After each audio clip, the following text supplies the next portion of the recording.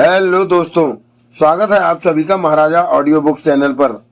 दोस्तों, मैं पुनः हाजिर हूँ आपके सामने लेकर के बबूसा सीरीज के तीसरे उपन्यास बबूसा खतरे में का तीसरा एपिसोड।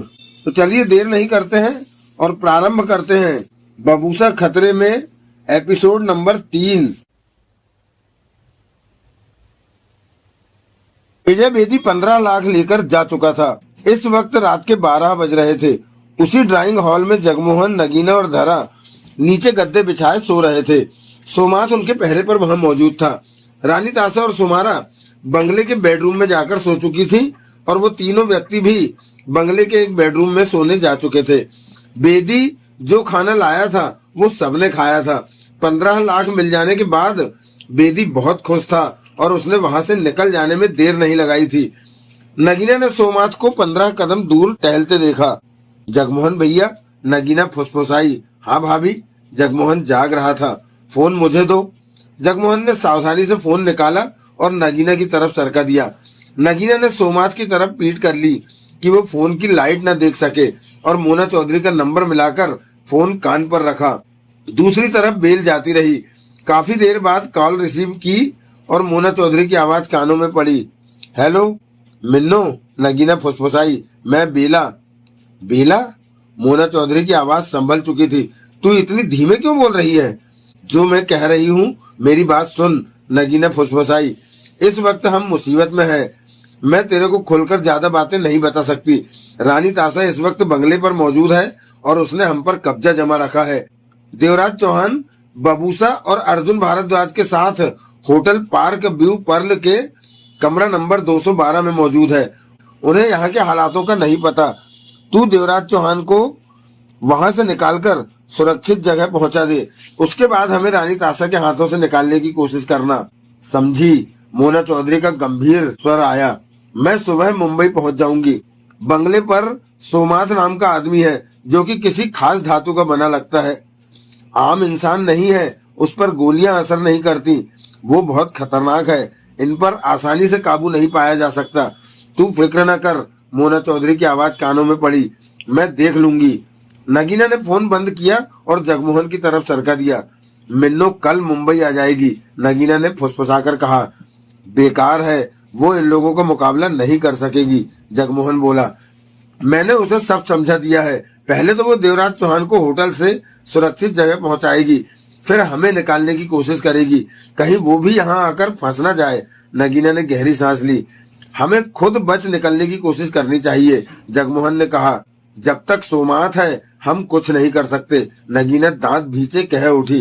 कुछ किया तो ये हमें मार देंगे। क्या बातें हो रही हैं? तभी धरा धीमे स्वर में कह उठी।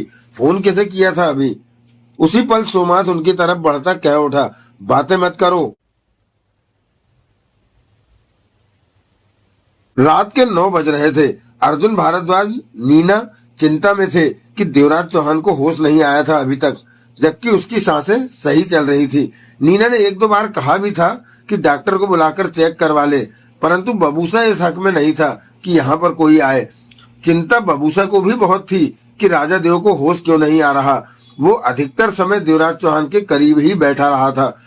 नीना ने अर्जुन भारद्वाज से कहा, रानी तासा अभी तक नहीं लौटी है सर। इतनी देर वो देवराज चौहान के बंगले पर क्या कर रही है? कह नहीं सकता। नगीना ने मेरे से बात की थी, पूछा था कि देवराज चौहान ने रानी तासा का चेहरा देखा कि नहीं। मैंने हाँ कहा तो फोन कट गया, परंतु रानी तासा को अब तक लौट आना चाहिए था। नगीना को फोन करता हूँ। अर्जुन ने मोबाइल उठाया और नगीना का नंबर मिलाया। दूसरी तरफ बेल जाने लगी, परंतु कॉल रिसीव नहीं की गई। अर्जुन ने 2-3 बार नंबर मिलाया पर बात नहीं हो सकी। कोई गड़बड़ जरूर है। अर्जुन भारद्वाज कान से फोन हटाता कह उठा। बात नहीं हो पा रही, बेल जा रही है, कॉल रिसीव नहीं की जा रही। फिर तो हमें वहां जाकर देखना चाहिए। रानी तासा का कोई भरोसा नहीं, वो क्या कर दे। अर्जुन ने नीना को देखा। चेहरे पर सोचें नाच रही थी। हमारा वहां जाना ठीक नहीं। अगर रानी तासा ने वहां कुछ कर डाला है तो हम कुछ नहीं कर सकते। सोमात का मुकाबला करना हमारे बस का नहीं। वो लौह इंसान है, अर्जुन भारद्वाज ने सोचों में डूबे कहा। परंतु बबूसा को वहां भेजा जा सकता है। अर्जुन और नीना की निगाह बबूसा पर गई। बबूसा बेड के पास कुर्सी रखे बैठा बार बार बेहोश देवराज चौहान को देख रहा था। बबूसा, अर्जुन बोला। देवराज चौहान की पत्नी नगीना मेरा फोन नहीं उठा रही। बबूसा ने अर्जुन को देखा, कहा कुछ नहीं। रानी तासा वहां गई हुई है, कहीं उसने वहां पर कुछ बुरा न कर दिया हो। अर्जुन ने पुनः कहा, मुझे सिर्फ राजा देव की चिंता है। बबूसा का स्वर शांत था। वो देवराज चौहान की पत्नी है, तुम्हें उसकी, राजा देव के अलावा मुझे किसी की परवाह नहीं है। मेरे लिए राजा देव ही सब कुछ है। बबूसा ने कहा, नगीना को कुछ हो गया तो राजा देव को बहुत दुख होगा। राजा देव को ठीक रहना चाहिए और किसी बात से मुझे मतलब नहीं है। अजीब सन की इंसान है, नीना ने मुंह बनाकर कहा। बबूसा नीना को देखकर मुस्कुराया परंतु चुप रहा। आपको वहां जरूर झांक आना चाहिए सर, खामोशी से, चुपके से, कि वहां क्या हो रहा है। नीना बोली, मेरे ख्याल में ये ठीक नहीं होगा। आप डर रहे हैं सर? नहीं नीना, अर्जुन भारद्वाज सोच भरे स्वर में कह उठा, बात डरने की नहीं है। रानी तासा को अब तक आ जाना चाहिए था, लेकिन वो नहीं लौटी। अब नगीना भी फोन नहीं उठा रही। संभव है रानी तासा ने उन्हें कैद में रख लिया हो, फोन अपने कब्जे में ले लिए हो, कि ऐसी स्थिति में देवराज चौहान जरूर वहां पहुंचेगा। राइट सर, नीना की आंखें चमक उठी। आप बिल्कुल सही कह रहे हैं, यही बात होगी। वो लोग इस बारे में सतर्क होंगे कि कोई वहां पहुंचे और वो उसे पकड़े, देवराज चौहान का पता पूछे। स्पष्ट है कि अभी तक नगीना, जगमोहन, धरा ने नहीं बताया उन्हें कि देवराज चौहान कहाँ है। बताया होता तो रानी तासा कब की यहाँ पहुंच चुकी होती। फिर तो देवराज चौहान का यहाँ रहना खतरे से खाली नहीं। किसी ने या कहे कि धरा ने मुंह खोल दिया तो गड़बड़ हो जाएगी। जब तक देवराज चौहान बेहोश है हम कहीं नहीं जा सकते। बेहोश इंसान को यहाँ से ले जाने की कोशिश करेंगे तो होटल की सिक्योरिटी तुरंत हमें रोक लेगी। हो सकता है तब वो पुलिस को भी बुला ले। अर्जुन ने गंभीर स्वर में कहा। सर, नीना तेज स्वर में कह उठी, देवराज चौहान को होश आ रहा है। अर्जुन भारद्वाज की निगाह देवराज चौहान की तरफ उठी। देवराज चौहान के हाथ हौले हौले हिलने लगे थे, थोड़ा सा सिर भी हिला था। बबूसा का चेहरा प्रसन्नता से भर उठा था देवराज चौहान को हिलते पाकर। सब ठीक है, राजा देव को होश आ रहा है। बबूसा खुशी से बोला। बहुत लंबी बेहोशी में रहे राजा देव, परंतु होश आने पर जाने क्या हाल होगा राजा देव का। रानी तासा का चेहरा देखकर बेहोश हो गए थे। तुम तो कहते थे कि रानी तासा का चेहरा देखने के बाद देवराज चौहान को तुम्हारे ग्रह की बातें याद आ जाएंगी, अर्जुन बोला। महापंडित ने ऐसा ही कहा था। बबूसा गंभीर हो गया। क्या पता अब तक देवराज चौहान को सब याद आ गया हो, नीना ने कहा। उसी पल देवराज चौहान के होठों से कराह निकली, होठ पुनः कांपे। ताशा, देवराज चौहान के होठों से फुसफुसाहट निकली। बबूसा की आंखें सिकुड़ी। अर्जुन भारद्वाज और नगीना की नजरें मिली। लगता है देवराज चौहान को रानी तासा के बारे में सब याद आ गया है, नीना कह उठी। तीनों की निगाह देवराज चौहान के चेहरे पर जा टिकी थी। राजा देव, बबूसा देवराज चौहान का हाथ पकड़कर बोला, होश में आइए राजा देव। परंतु देवराज चौहान को फौरन होश न आ सका। कई मिनट बीत गए। धीमे धीमे उसके हाथ पांव हिलते रहे, गर्दन दाएं बाएं होती रही। बबूसा ने राजा देव का हाथ थाम रखा था। फिर देवराज चौहान की बंद आंखों में थिरकन सी दौड़ पड़ी, पलके जैसे कांप उठी और अगले ही पल देवराज चौहान ने आंखें खोल दी। राजा देव, बबूसा खुशी से कह उठा, आपको होश आ गया। देवराज चौहान सीधे छत को देख रहा था। अर्जुन भारद्वाज और नीना की आंखें देवराज चौहान पर थी।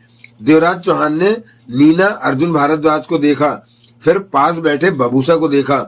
ऐसा लगता है जैसे लंबी और गहरी नींद से उठा हूँ, देवराज चौहान ने कहा और उठ बैठा। तुम्हें याद है तुम बेहोश हो गए थे, अर्जुन बोला। इतना याद है कि मैंने रानी तासा के चेहरे को देखा था, उसके बाद क्या हुआ पता नहीं, कुछ याद नहीं, देवराज चौहान बोला। तुम बेहोश हो गए। देवराज चौहान ने पास बैठे बबूसा को देखा। कुछ याद आया राजा देव? क्या? सदूर ग्रह के बारे में, रानी तासा के बारे में, मेरे बारे में? नहीं, मुझे कुछ भी याद नहीं आया, देवराज चौहान ने इनकार में सिर हिलाया। लेकिन होश आने से पहले तुम्हारे होठों से तासा निकला था, अर्जुन भारद्वाज ने कहा। मुझे याद नहीं, देवराज चौहान ने गहरी सांस ली। आपके होठों से तासा निकला था राजा देव, बबूसा बोला। मैंने तो सोचा था कि आपको सब कुछ याद आ गया है। कुछ याद नहीं आया। देवराज चौहान बेड से उठ खड़ा हुआ और अर्जुन से बोला, मुझे भूख लग रही है। सर, मैंने भी सुबह से कुछ नहीं खाया, नीना बोली। रूम सर्विस को डिनर के लिए कह दो, 4 लोगों का डिनर। नीना इंटरकॉम की तरफ बढ़ गई। देवराज चौहान ने बाथरूम जाकर हाथ मुंह धोया और कमरे में आकर सिगरेट सुलगा ली। कुर्सी पर बैठ गया। बबूसा एक टक देवराज चौहान को देखे जा रहा था तो देवराज चौहान बोला, क्या बात है बबूसा? महापंडित कभी झूठ नहीं बोलता राजा देव। उसने कहा था कि रानी तासा का चेहरा देखते ही आपको सदूर ग्रह की बातें याद आने लगेंगी, परंतु आपको तो कुछ भी याद नहीं आया। मेरे लिए ये उलझन की बात है। देवराज चौहान मुस्कुरा पड़ा। ये बात तुम्हें महापंडित से पूछनी होगी कि मुझे याद क्यों नहीं आया। देवराज चौहान ने कहा, तुम रानी तासा को देखते ही बेहोश होकर क्यों गिर पड़े थे? अर्जुन ने पूछा। रानी तासा को देखने के बाद क्या हुआ मुझे कुछ याद नहीं। होश में आने से पहले तुम्हारे होठों से तासा निकला था। इसका भी जरूर कोई खास मतलब होगा। जो मन में आए मतलब निकाल लो। देवराज चौहान ने कस लिया और फोन निकालकर नंबर मिलाने लगा। किसे फोन कर रहे हो? अर्जुन भारद्वाज ने पूछा। नगीना को। क्यों? देवराज चौहान ने अर्जुन भारद्वाज को देखा। तुम्हारी पत्नी फोन नहीं उठा रही। कुछ देर पहले मैंने फोन किया था। अर्जुन ने गंभीर स्वर में कहा। जगमोहन को फोन कर लेते। उसका नंबर मेरे पास नहीं है, लेकिन उसे भी फोन करने का कोई फायदा नहीं होगा। रानी तासा तुम्हारे बंगले पर पहुंच चुकी है। क्या? देवराज चौहान चौंक कर खड़ा हो गया। चेहरे पर कठोरता उभर आई। विजय बेदी ने तुम्हारे बंगले का पता लगा लिया था। उसके बाद तुम्हारी पत्नी से एक बार बात हुई। उसी का फोन आया था। उसने पूछा कि तुमने रानी तासा का चेहरा देख लिया है। मैंने हाँ कही तो फोन कट गया। अर्जुन ने बताया। तुम बंगले पर क्यों नहीं गए? देवराज चौहान के माथे पर बल पड़े। कोई फायदा नहीं होता। वहां पर रानी तासा के साथ सोमाथ भी है। सोमाथ को मैं भुगत चुका हूँ। उसका मुकाबला नहीं किया जा सकता। वो बहुत शक्तिशाली है। लोहे जैसा है वो। उसने तो सर की जान ले ली होती। नीना पास आती कह उठी। वो भला हो बेदी भैया का जो हमें बचाकर भगा दिया। देवराज चौहान के चेहरे पर दरिंदगी नाच उठी। मुझे अभी बंगले पर जाना होगा। नहीं देवराज चौहान, अर्जुन भारद्वाज ने चेतावनी भरे गंभीर स्वर में कहा। मेरी बात को हल्के में मत लो। सोमाथ का मुकाबला करना असंभव है तुम्हारे लिए। वहां गए तो घिर जाओगे। मेरे ख्याल में उन्होंने जगमोहन, तुम्हारी पत्नी और धरा को बंधक के तौर पर रख लिया है कि उनके लिए तुम वहां पहुंचो। ऐसा तुम कैसे कह सकते हो? क्योंकि रानी तासा अभी तक वापस नहीं लौटी, जबकि तुम्हारे न मिलने पर उसे वापस लौट आना चाहिए था। उधर तुम्हारी पत्नी भी फोन कॉल रिसीव नहीं कर रही। जगमोहन का फोन एक बार भी तुम्हें नहीं आया। सब बातों को मिलाया जाए तो यही नतीजा आता है कि वहां पर रानी तासा तुम्हारे पहुंचने का इंतजार कर रही है। नगीना, जगमोहन खतरे में है। देवराज चौहान के दांत भिज गए। मुझे वहां जाना। ऐसी गलती मत कर देना देवराज चौहान साहब, नीना ने दृढ़ स्वर में कहा। तुम वहां फंस जाओगे। रानी तासा तुम्हें ही तो ढूंढ रही है। वो जाने तुम्हारे साथ क्या करना चाहती है। उसे नगीना या जगमोहन या धरा से कुछ नहीं लेना देना। उसे तुमसे मतलब है। नगीना, जगमोहन और धरा को तो उसने सिर्फ चारा बनाया है कि तुम उसके जाल में आ फंसो। बात रानी तासा की होती तो परवाह नहीं थी, उसे देख लेते, परंतु वहां पर सोमाथ है और तुम उससे मुकाबला नहीं कर सकोगे। देवराज चौहान के चेहरे पर दरिंदगी छाई रही। सोमाथ के साथ 3 लोग और भी हैं, अर्जुन बोला। उनके बारे में मैं नहीं जानता कि वो कितनी ताकत रखते हैं। खामोश बैठा बबूसा बेचैनी से कह उठा। वो तीनों जोबिना चलाने वाले हैं। उन तीनों के पास जोबिना है। जोबिना? नीना ने बबूसा को देखा। ऐसा हथियार जिसके इस्तेमाल करने पर सामने वाला राख के ढेर में बदल जाता है। कुछ भी नहीं बचता सिवाय राख के। सदूर ग्रह का ये सबसे खतरनाक हथियार माना जाता है और ग्रह के महत्वपूर्ण लोगों के पास ही जोबिना होती है। जोबिना को राजा देव आपने ही बनाया था, क्या भूल गए आप? बबूसा ने गंभीर स्वर में कहा। मैं जगमोहन और नगीना के पास जा रहा। तुम हमारी बात समझते क्यों नहीं? अर्जुन भारद्वाज झल्ला उठा। उन्हें पकड़कर रानी तासा तुम्हें फंसाने की चेष्टा कर रही है और तुम इतनी साधारण सी चाल में फंसने जा रहे हो। उन लोगों की जान को कोई खतरा नहीं है। उन्हें चारा बनाया जा रहा है कि तुम आ फंसो। समझ से काम लो देवराज चौहान, ये तुम्हारे लिए कठिन वक्त है। मतलब कि तुम मेरे साथ नहीं जाना चाहते? देवराज चौहान के दांत भिजे हुए थे। नहीं, क्योंकि मैं सोमाथ का मजा चख चुका हूँ। मैं तो बच आया था, परंतु तुम नहीं बचने वाले, क्योंकि रानी तासा को तुम्हारी जरूरत है। वो तुमसे मिलना चाहती है। तुम इतने बड़े डकैती मास्टर हो और साधारण सी बात। नगीना और जगमोहन की मुझे चिंता, उनकी चिंता मत करो। रानी तासा उन्हें कभी भी नुकसान नहीं पहुंचाएगी, क्योंकि वो दोनों तुम्हारे खास हैं। उन्हें नुकसान पहुंचाकर वो तुम्हें नाराज नहीं करना चाहेगी, अर्जुन भारद्वाज ने गंभीर स्वर में कहा। देवराज चौहान ने अपना सख्त चेहरा बबूसा की तरफ उठाया। बबूसा हाजिर है राजा देव। बबूसा फौरन गंभीर स्वर में कह उठा। आपका सेवक आपके साथ चलेगा, परंतु हम वहां विजय हासिल कर लेंगे ये बात पक्के तौर पर नहीं कह सकता, क्योंकि महापंडित ने पहले ही कह दिया है कि सोमाथ मुझसे कहीं ज्यादा ताकतवर है और मैं उसका मुकाबला नहीं कर सकता। मैं सोमाथ से हार गया तो रानी तासा आप पर आसानी से काबू पा लेगी। ये भी संभव है कि आप रानी तासा के दीवाने हो जाएं और मेरी एक न सुने।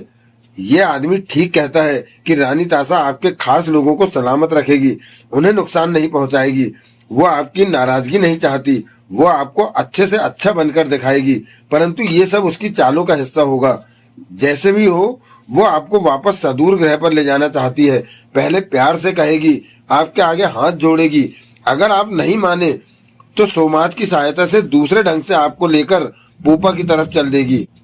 महापंडित तो इसी वक्त का इंतजार कर रहा है कि कब आप सदूर पर पहुंचे और वो अपनी मशीनों द्वारा आपके दिमाग के उस हिस्से को साफ कर दे जहां रानी तासा के धोखे दिए जाने की बात दर्ज है।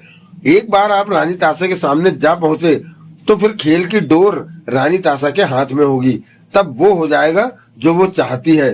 देवराज चौहान बबूसा को देखता रहा, होंठ भिजे रहे। तो तुम चाहते हो कि मैं रानी तासा से दूर भागता रहूं? देवराज चौहान गुर्राया।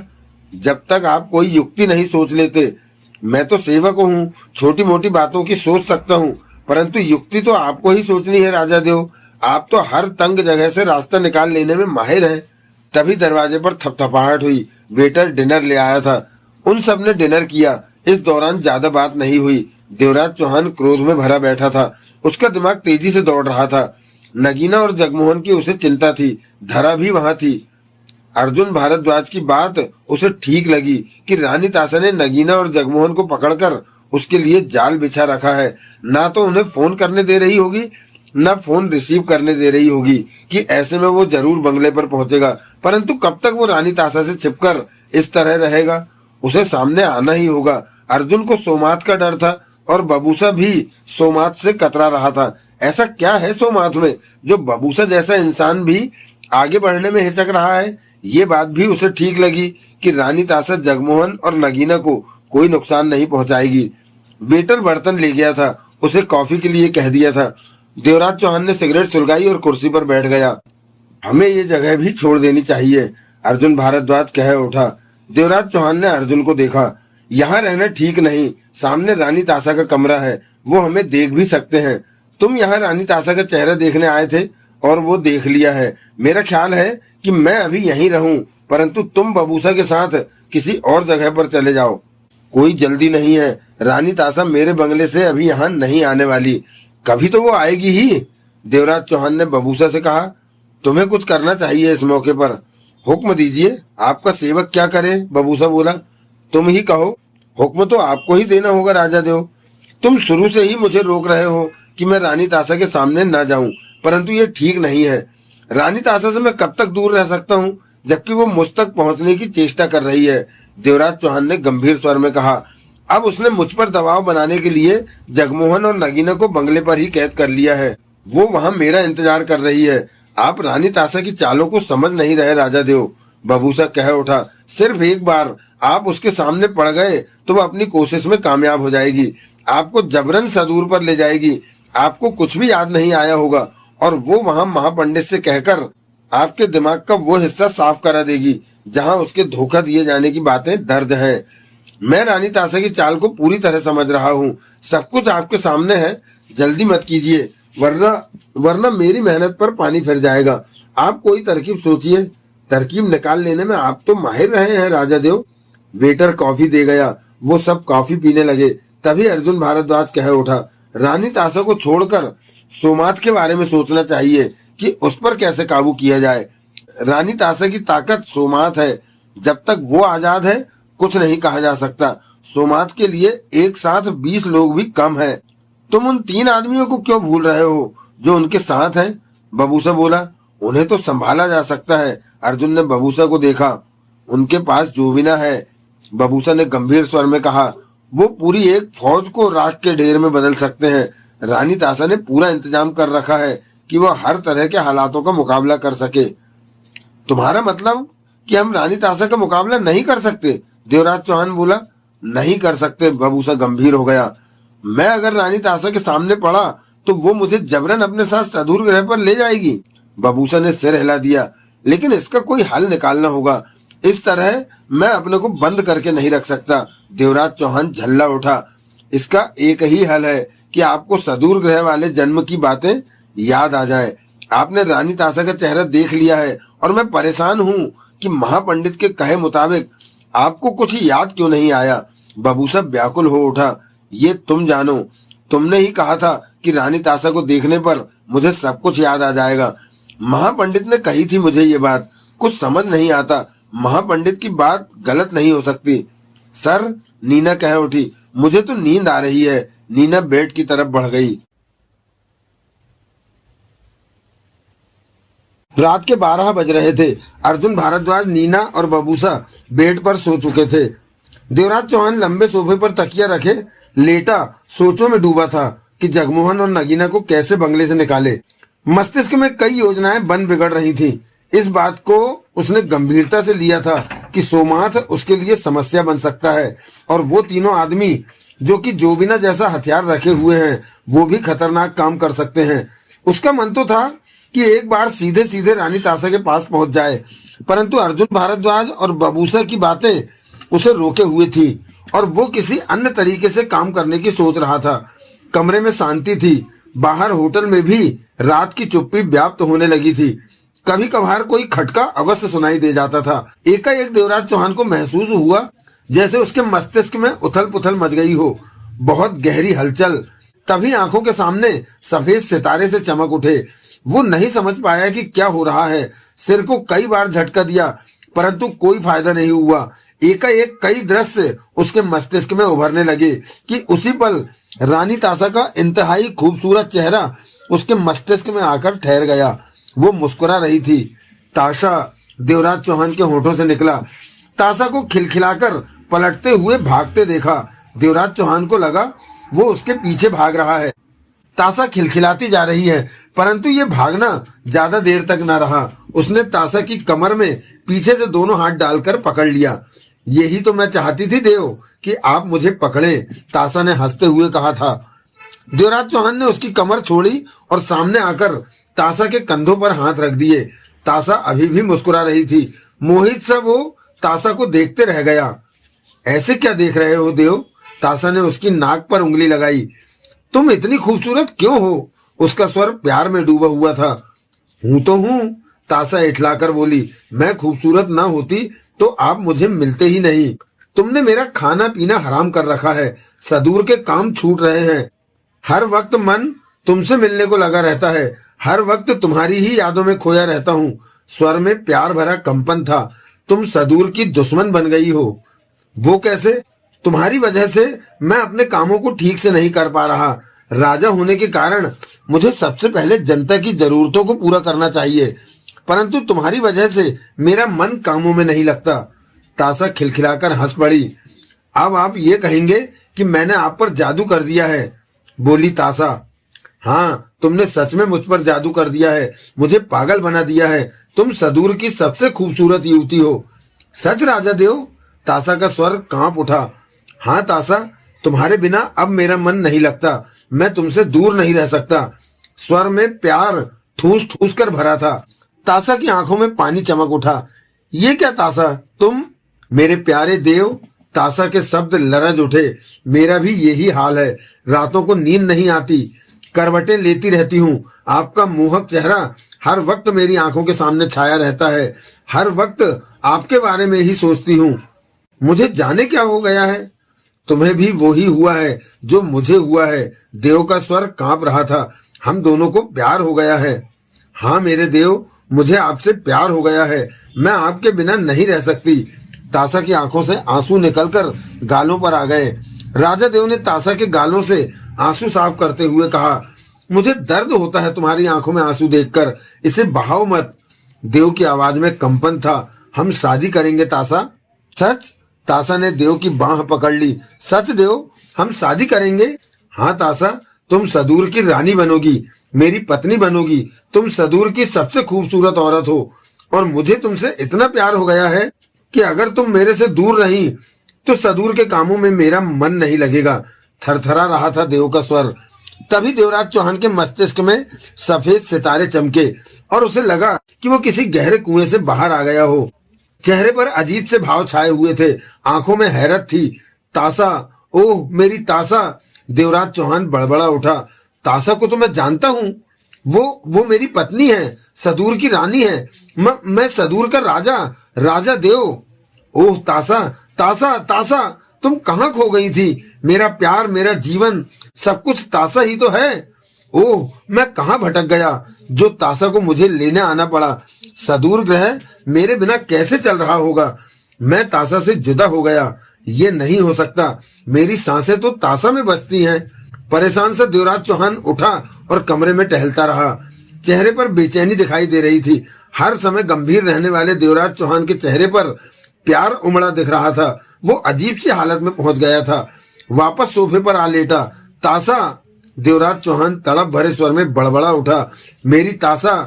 और फिर उसे सदूर ग्रह का वक्त याद आता चला गया। सब कुछ याद आने लगा। वो दिन भी जब तासा को पहली बार देखा था। सदूर छोटा सा ग्रह था, जिसे हम कह सकते हैं कि 40 किलोमीटर के व्यास में फैला हुआ था और एक प्लेट की तरह के आकार में था। जैसे कि ग्रह के किनारे थोड़े उठे हुए और बीच की सतह कुछ मोटी थी। लोगों की संख्या भी 2 लाख से ज्यादा नहीं थी। शानदार ग्रह था सदूर। पेड़, झरने, पहाड़, नदी, पानी, किसी भी चीज की कमी नहीं थी। इंसानों की जरूरत का सारा सामान ग्रह पर ही मौजूद था। मुख्य खाना टाकोली था। टाकोली जो कि सेब के आकार का फल था, जिसकी खेती की जाती थी।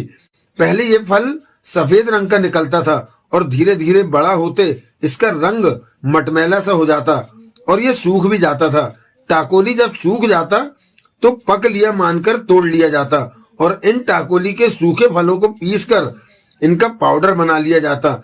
उस पाउडर में पानी डालकर आटे की तरह गूंथा जाता और फिर रोटी बनाकर सब्जी के साथ खाई जाती। सदूर पर सब्जियों की पैदावार भी खूब थी, परंतु ये सारी सब्जियां और उनके रंग पृथ्वी ग्रह से जुदा थे। टाकोली को पीसने के लिए लोग पहाड़ी पत्थरों के बने ड्रम जैसे कटोरों का इस्तेमाल करते। टाकोली इन कटोरों में डालकर लकड़ी के डंडों से इन्हें तोड़कर पीसा जाता था। सदूर के पहाड़ सफेद रंग के थे और इन पर नीले, पीले, हरे, गुलाबी। पहले ये फल सफेद रंग का निकलता था और धीरे धीरे बड़ा होते इसका रंग मटमैला सा हो जाता और ये सूख भी जाता था। टाकोली जब सूख जाता तो पक लिया मानकर तोड़ लिया जाता और इन टाकोली के सूखे फलों को पीसकर इनका पाउडर बना लिया जाता। उस पाउडर में पानी डालकर आटे की तरह गूंथा जाता और फिर रोटी बनाकर सब्जी के साथ खाई जाती। सदूर पर सब्जियों की पैदावार भी खूब थी, परंतु ये सारी सब्जियां और उनके रंग पृथ्वी ग्रह से जुदा थे। टाकोली को पीसने के लिए लोग पहाड़ी पत्थरों के बने ड्रम जैसे कटोरों का इस्तेमाल करते। टाकोली इन कटोरों में डालकर लकड़ी के डंडों से इन्हें तोड़कर पीसा जाता था। सदूर के पहाड़ सफेद रंग के थे और इन पर नीले, पीले, हरे, गुलाबी कई रंगों के पेड़ खड़े थे जो जंगल जैसा माहौल पैदा कर रहे थे। पेड़ों का तना अलग अलग रंगों का होता। सदूर की मिट्टी लाली लिए हुए थी और थोड़ी दानेदार थी। यहाँ घास का रंग भूरा था जो कि ग्रह को और भी सुंदर बनाता था। सदूर की सड़कें लाली लिए मिट्टी की बनी थी। मकान भी इसी मिट्टी के साथ बड़े बड़े पहाड़ी पत्थरों के बनाए दिख रहे थे। अधिकतर मकान एक मंजिला ही थे। सदूर ग्रह की मूल्यवान धातु भूरे रंग की कठोर वस्तु मानी जाती थी, जो कि पहाड़ों की तरफ जाने पर खोजी जाती थी। वो धातु जिसके पास ज्यादा हो उसे बड़ा आदमी माना जाता था। उस धातु को देकर मकान, जमीन, खाने पीने की चीजें, पहनने के वस्त्र, घोड़े, बग्गी, हर चीज खरीदी जा सकती थी। टाकोली और सब्जियों की पैदावार करने वाले लोग इन चीजों को बेचकर धातु प्राप्त करते थे। उसी धातु से 24 इंच तक लंबे छुरे जैसे लड़ाई के हथियार भी तैयार किए जाते थे और तलवारें भी बनाई जाती थी। सदूर पर बहुत कम लोगों के पास ऐसे हथियार थे, क्योंकि धातु का पहाड़ों पर मिलना आसान नहीं था। कई लोग धातु खोजने पहाड़ों की तरफ जाते थे। उस तरफ खतरनाक जानवर भी पहाड़ के घने जंगल में पाए जाते थे, जो कि धातु खोजने आए लोगों का शिकार कर डालते थे। सदूर ग्रह बहुत शांत और अच्छा ग्रह था, परंतु सदूर पर विद्रोही लोग भी थे, जो नदियां, झरनों और पहाड़ों की तरफ छिपकर रहते थे। उनकी मांग थी कि उनके सरदार को सदूर का राजा बनाया जाए।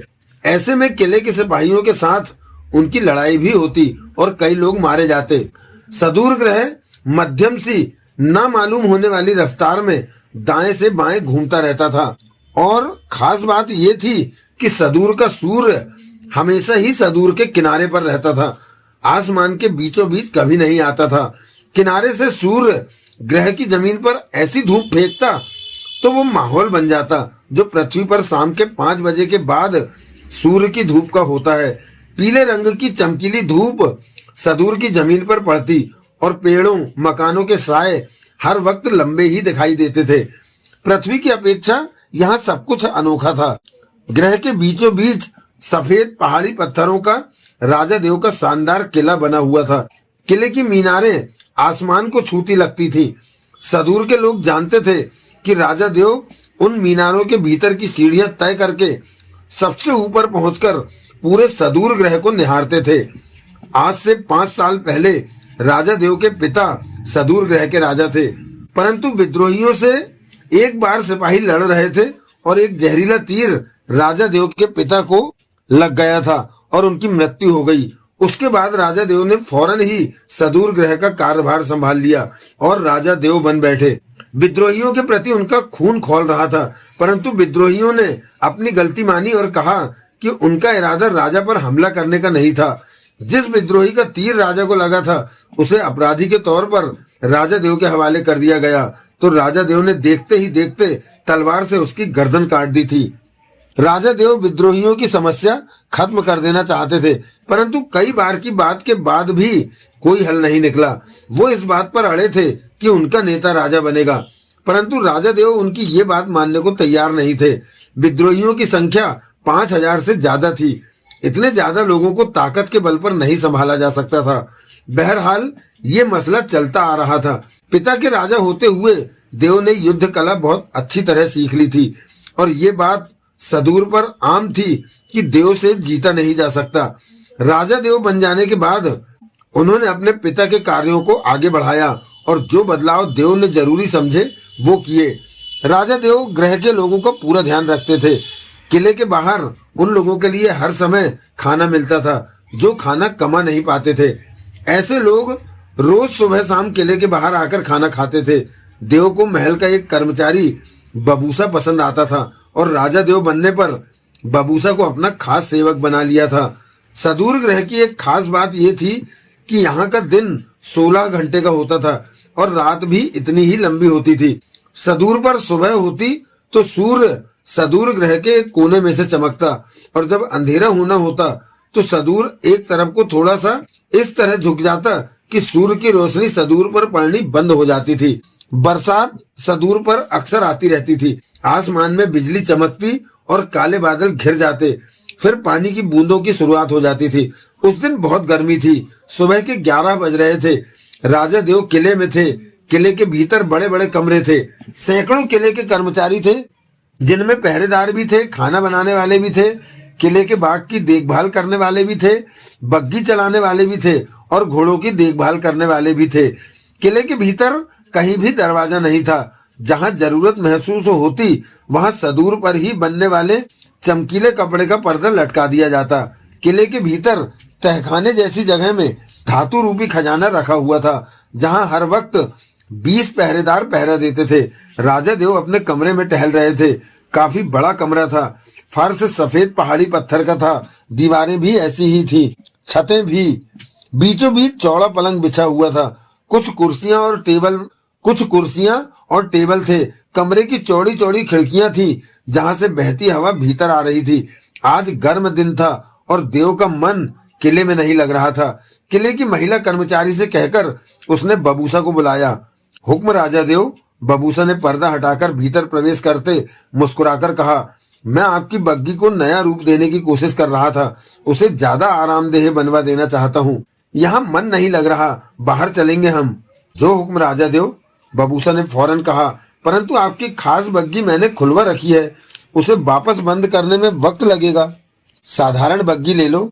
साधारण बग्गी में सामान नहीं आ सकेगा आपका। कोई बात नहीं, हम बिना सामान के चलेंगे। बग्गी तुम ही चलाओगे, कोई और साथ में नहीं चाहिए। समझ गया। आइए, मेरे हथियार ले लो। विद्रोहियों से सामना हुआ तो काम आएंगे।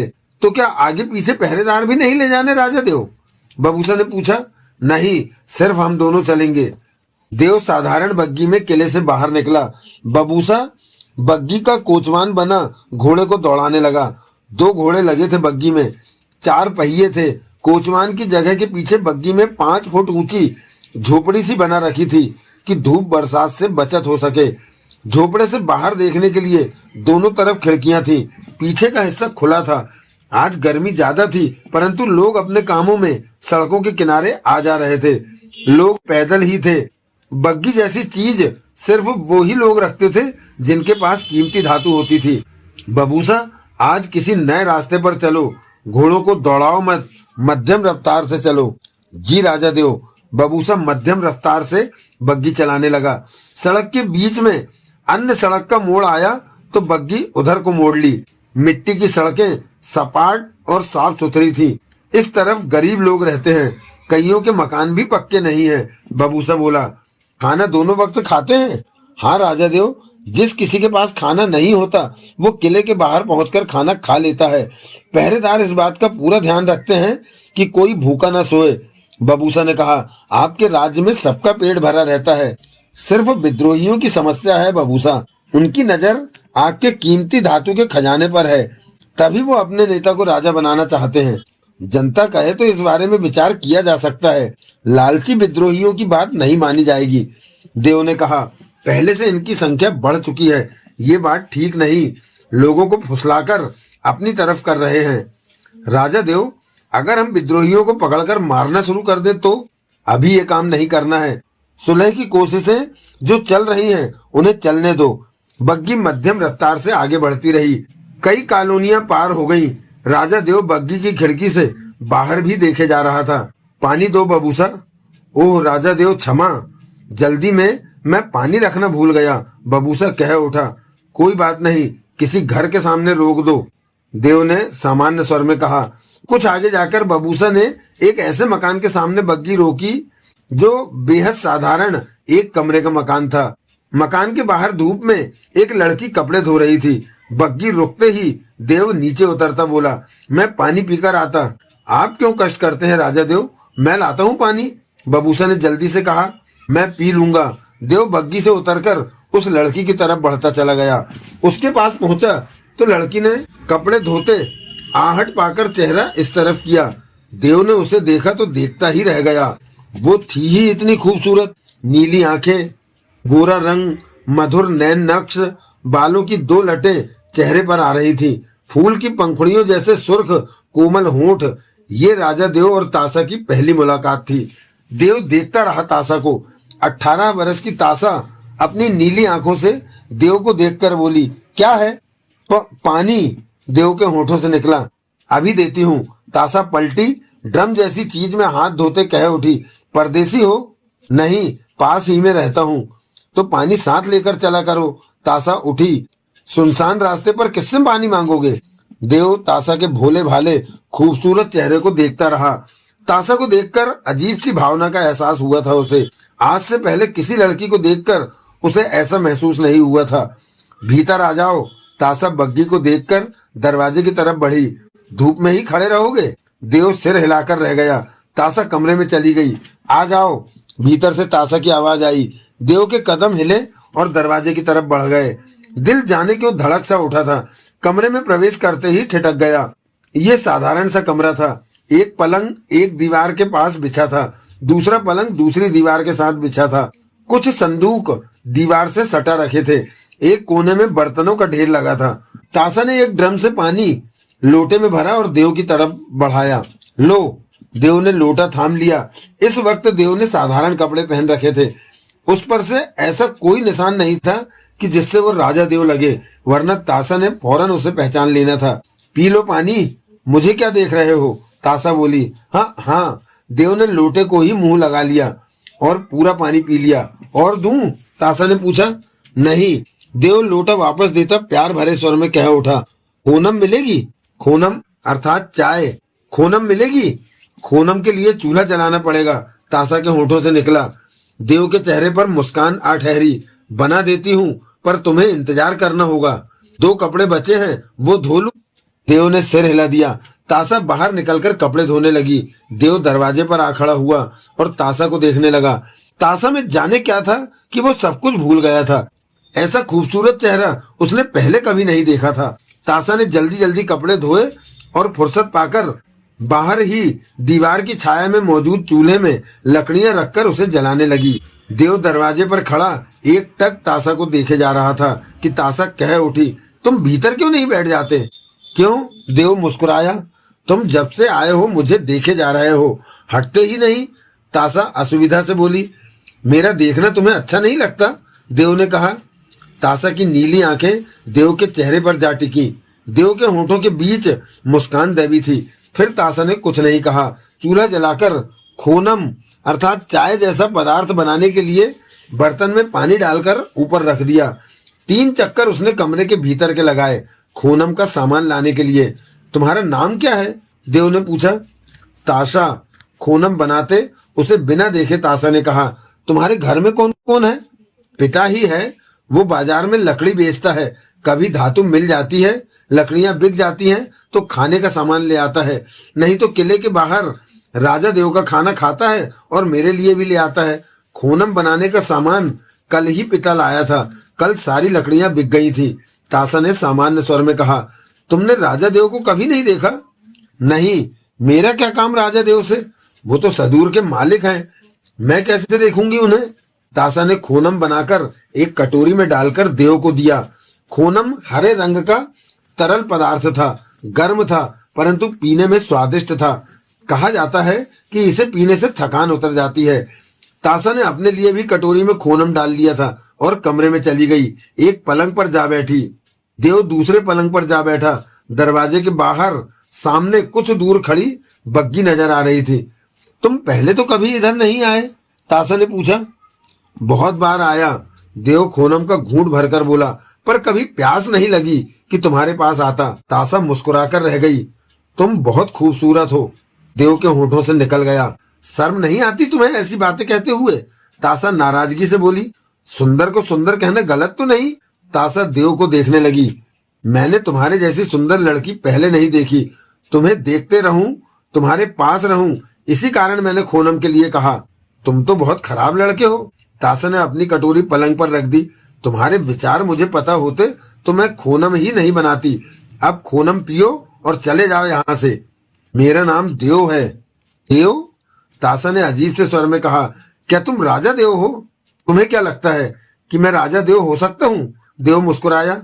तुम राजा देव नहीं हो सकते। ताशा ने फौरन कहा। राजा देव इस तरह साधारण सी बग्गी में क्यों घूमेंगे? फिर राजा देव तो तुम्हारी तरह बातें भी नहीं करेंगे कि मैं खूबसूरत हूँ। वो तो सदूर के मालिक हैं। तुम तो किसी भी तरफ से राजा देव नहीं लगते। होठों पर मुस्कान लिए देव ने खोनम पिया और कटोरी रखकर खड़ा हो गया। खोनम के लिए शुक्रिया। जाने का मन तो नहीं करता, परंतु जाना भी है। देव ने मीठे स्वर में कहा। जाने को मन नहीं करता? ताशा उलझन से बोली। मैं समझी नहीं, क्योंकि तुम जैसी खूबसूरत लड़की मैंने पहले कभी नहीं देखी। देव हौले से हंसा। दोबारा यहाँ मत आना, ताशा ने नाराजगी से कहा। तुम अच्छे लड़के नहीं लगते। तुमने पहचान लिया कि मैं बुरा हूँ? देव ने कहा और मुस्कुराते हुए बाहर निकलकर बग्गी की तरफ बढ़ गया। बग्गी में बैठने से पहले उसने पलटकर ताशा के घर की तरफ देखा। वो दरवाजे पर खड़ी उसे ही देख रही थी। किले पर चलो बबूसा। देव बग्गी में बैठ गया। बबूसा ने बग्गी को वापस मोड़ा और मध्यम रफ्तार से घोड़ा दौड़ा दिया। देव ताशा के घर की तरफ तब तक देखता रहा जब तक वो नजर आता रहा। किसी और रास्ते पर घूमने चलें? बबूसा ने कहा। मैं किले पर जाकर आराम करना चाहता हूँ। देव के होठों पर मुस्कान छाई हुई थी। बग्गी मध्यम सी रफ्तार से दौड़ती रही। बबूसा, देव ने मुस्कुराहट भरे स्वर में कहा। वो लड़की मुझे बहुत अच्छी लगी। ये तो खुशी की बात है कि आपको कोई लड़की पसंद आ गई। बबूसा भी मुस्कुरा पड़ा। उसका नाम ताशा है। अच्छा नाम है राजा देव। क्या आपने उसे बताया कि आप ही राजा देव हैं, या उसने पहचान लिया कि? ऐसा कुछ भी नहीं है। मैंने उससे नहीं बताया कि मैं राजा देव हूँ, नहीं तो उसकी नजरों में आदर भाव आ जाता, और जैसा मैं उसे देखना चाहता हूँ वैसा देख नहीं पाता। उसने मुझे खूनम पिलाया। एक ही बार में बात इतनी आगे बढ़ गई? बबूसा मुस्कुराया। नहीं, मैंने ही उसे खूनम पिलाने को कहा था, उसने बना दिया। देव बोला, वो भी आपको पसंद करती है? वो भी आपको पसंद करती है? मुझे नहीं पता, मैं उसके दिल की बात नहीं जान सका। देव किले पर पहुंचा तो किले के सेनापति धूमरा को अपना इंतजार करते पाया। धूमरा किले के इंतजाम संभालता था और सदूर के अधिकतर मामले निपटाता था। वो 25 बरस का युवक था और पिता के वक्त से ही वो सारे मामले देख रहा था। मुमाथ काबिल इंसान था। राजा देव, मकरा के चौराहे पर 4 विद्रोहियों ने हमारा रास्ता रोक लिया था। मेरे साथ 2 सिपाही थे। विद्रोही हथियार लिए हुए थे। 2 ने मुझ पर हमला किया। मैंने उन 4 को मार दिया, मुमाथ ने बताया।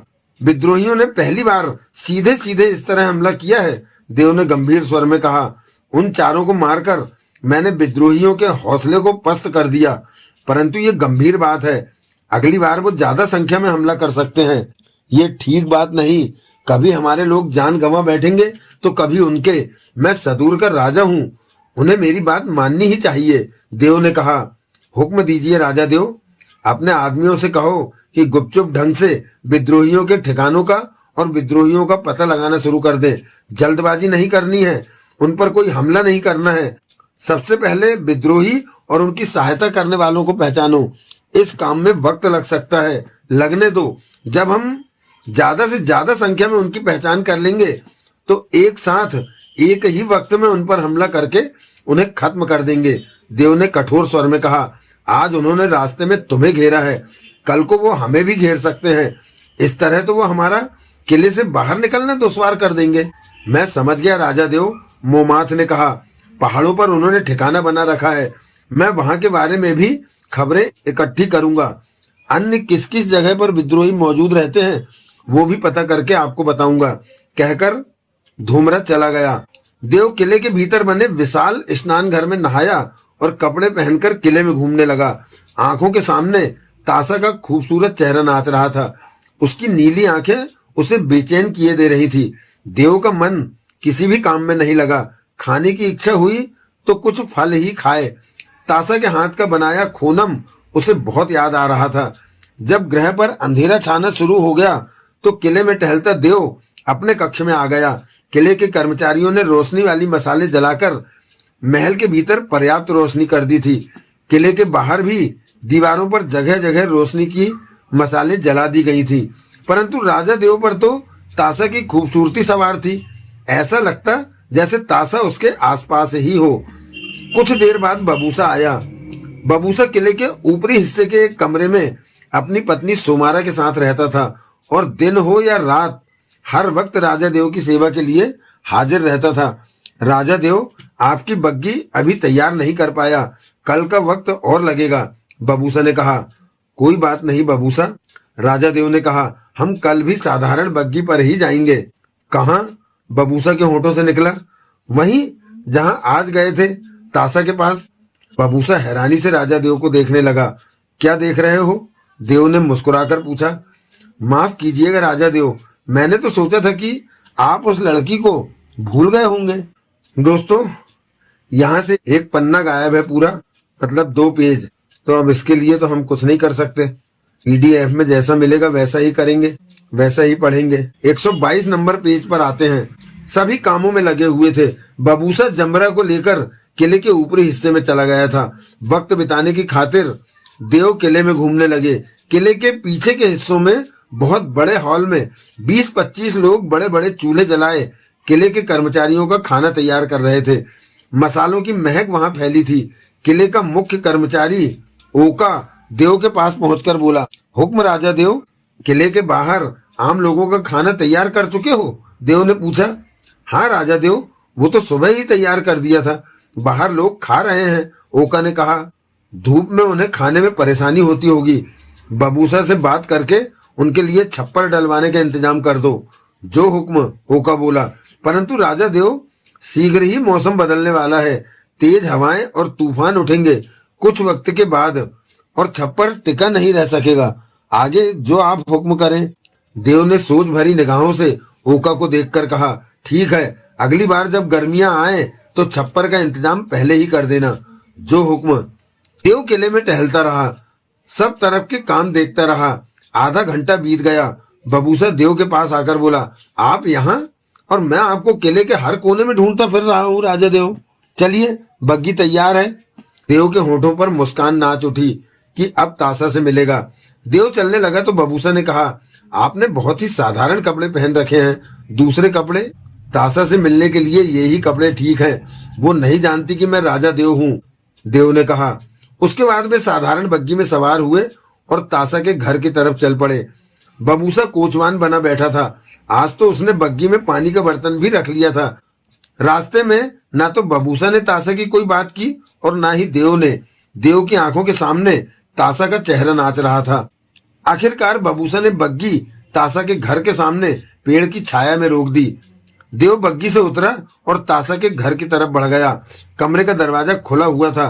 तासा बाहर नजर नहीं आ रही थी। वो खुले दरवाजे पर जा पहुंचा, भीतर झांका। तासा, देव ने धीमे स्वर में पुकारा। तासा की पीठ थी दरवाजे की तरफ। वो सूखे कपड़े की तह लगा रही थी। वो तुरंत घूमी और देव को आया पाकर वो हैरान हो उठी। दो पल तो कुछ कह न सकी। हैरान क्यों हो गई? वहीं खड़े देव ने मुस्कुराकर कहा, तुम फिर आ गए? हाँ, कल तुमने खूनम बहुत अच्छा बनाया था। आज फिर तुम्हारे हाथों का बना खूनम पीने का मन कर आया। देव के होठों पर मुस्कान छाई हुई थी। आज भी खूनम पिलाओगी? तासा उसके करीब आ पहुंची। देव तासा के इंतहाई खूबसूरत चेहरे को देखने लगा। आज वो और भी ज्यादा खूबसूरत लगी। अजीब लड़के हो तुम, जो फिर खूनम पीने आ गए। कहीं से भी पी लेते। तुम्हारे हाथ का खूनम पीना है। देव मुस्कुराए जा रहा था। हर रोज तुम्हें खूनम पिलाऊंगी तो खूनम खत्म हो जाएगा। क्या पता पिता की लकड़ियां आज बिकती हैं या नहीं। तासा ने भोलेपन से कहा, हम गरीब लोग हैं, रोज रोज खूनम नहीं पिला सकते। कल मैं तुम्हें ढेर सारा खूनम ला दूंगा, देव ने कहा। सच में? वादा? फिर तो तुम्हें खूनम पिला दूंगी, तासा ने कहा। परंतु मुझे तुम्हारा मन ठीक नहीं लगता। वो कैसे? तुम मुझे जैसे देखते हो वो मुझे अच्छा नहीं लगता। मुझे देखते ही रहते हो, तासा कह उठी। क्योंकि तुम खूबसूरत हो और मुझे अच्छी लगती हो। तासा देव को देखती रही। देव के होठों के बीच शांत और मधुर मुस्कान उभरी हुई थी। पानी पिलाऊं? तासा एकाएक बोली। तुम जो चाहो पिला दो। तासा ने कटोरी में उसे पानी दिया। देव पानी पीते हुए भी तासा को देखता रहा। तुम मुझे देखना बंद नहीं करोगे? तासा ने उससे कटोरी लेकर एक तरफ रख दी। तुम्हें बुरा लगता है? देव ने पूछा। कल ज्यादा बुरा लगा था, आज ज्यादा बुरा नहीं लग रहा, तासा बोली। आज कम बुरा क्यों लग रहा? देव मुस्कुराया। तासा मुस्कुरा पड़ी। देव को उसकी मुस्कान बहुत अच्छी लगी। बैठ जाओ, खूनम बनाती हूँ। देव भीतर आ गया, परंतु खड़ा रहा, तासा को देखता रहा। तासा बाहर जाकर चूल्हा जलाने लगी तो देव भी बाहर आ गया। नजरें तासा पर रहीं। तासा अपनी नीली आंखों से बार बार देव को देख लेती थी, जैसे कह रही हो कि देखो, तुम फिर मुझे ही देखे जा रहे हो। खूनम बनाते समय एक बार तो तासा मुस्कुरा पड़ी। क्या हुआ? उसे मुस्कुराते देखकर देव ने पूछा। तुम अजीब लड़के हो। क्यों? मुझे देखना बंद ही नहीं करते।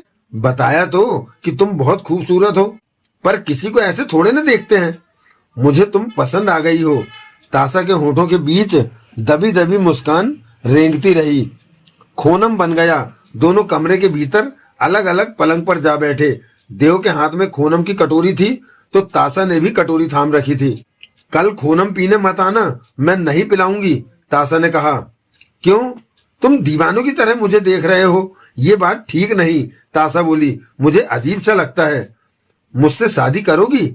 देव ने मुस्कुराकर कहा। क्या? तासा हड़बड़ा उठी। अगर तुम मुझे पसंद करती हो तो मैं तुमसे शादी कर सकता हूँ, देव बोला। तासा एक टक नीली आंखों से देव को देखने लगी। देव खूनम की कटोरी थामे उसे ही देख रहा था। फिर तासा ने दरवाजे से नजर आती सामने खड़ी बग्गी को देखा। तुम्हारे पास बग्गी है, धातु भी होगी, तासा बोली। वो गंभीर दिखी। हाँ, देव ने सिर हिलाया। मेरा पिता लकड़ियां जंगल से काटता है और उन्हें बेचकर पेट भरता है। कभी लकड़ियां बिक जाती हैं तो कभी किले के बाहर से खाना लाना पड़ता है। हम तुम्हारे बराबर के नहीं हैं, तासा ने गंभीर स्वर में कहा, तुम इतनी खूबसूरत हो कि तुम्हारी खूबसूरती सारी कमियां छिपा देती हैं। मैं तुमसे शादी करूंगा अगर तुम भी करना चाहो तो। आज से पहले मुझे कोई लड़की इतनी अच्छी नहीं लगी कि मैं अपने जरूरी काम छोड़कर उसके पास जाता, परंतु कल जब तुम्हें देखा तो मेरा जरूरी काम तुम ही बन गई। रात भर तुम्हारे बारे में सोचता रहा, सपने में भी तुम नजर आती रही। उठने पर सबसे पहला ख्याल तुम्हारा ही आया। तुम मेरी जिंदगी की जरूरत बनती जा रही हो तासा। तासा चुप रही, रह रहकर उसे देखती रही। मैं तुम्हें पसंद हूँ? देव ने पूछा। पता नहीं, तासा ने भोलेपन से कहा। कब पता चलेगा? पता नहीं। तासा ने नजरें उठाकर देव को देखा। देव तासा के इंतहाई खूबसूरत चेहरे को देखता रहा। क्या मैं तुम्हारे पिता से शादी की बात करूं? नहीं, तासा फौरन कह उठी। अभी मैं शादी नहीं करना चाहती। क्यों? मेरी शादी हो गई तो पिता का ख्याल कौन रखेगा? तासा बोली। मैं नौकर दे दूंगा, वो तुम्हारे पिता का ख्याल रखेगा, देव ने कहा। नहीं, तासा ने इनकार में सिर हिलाया। अभी मैं शादी नहीं करूंगी।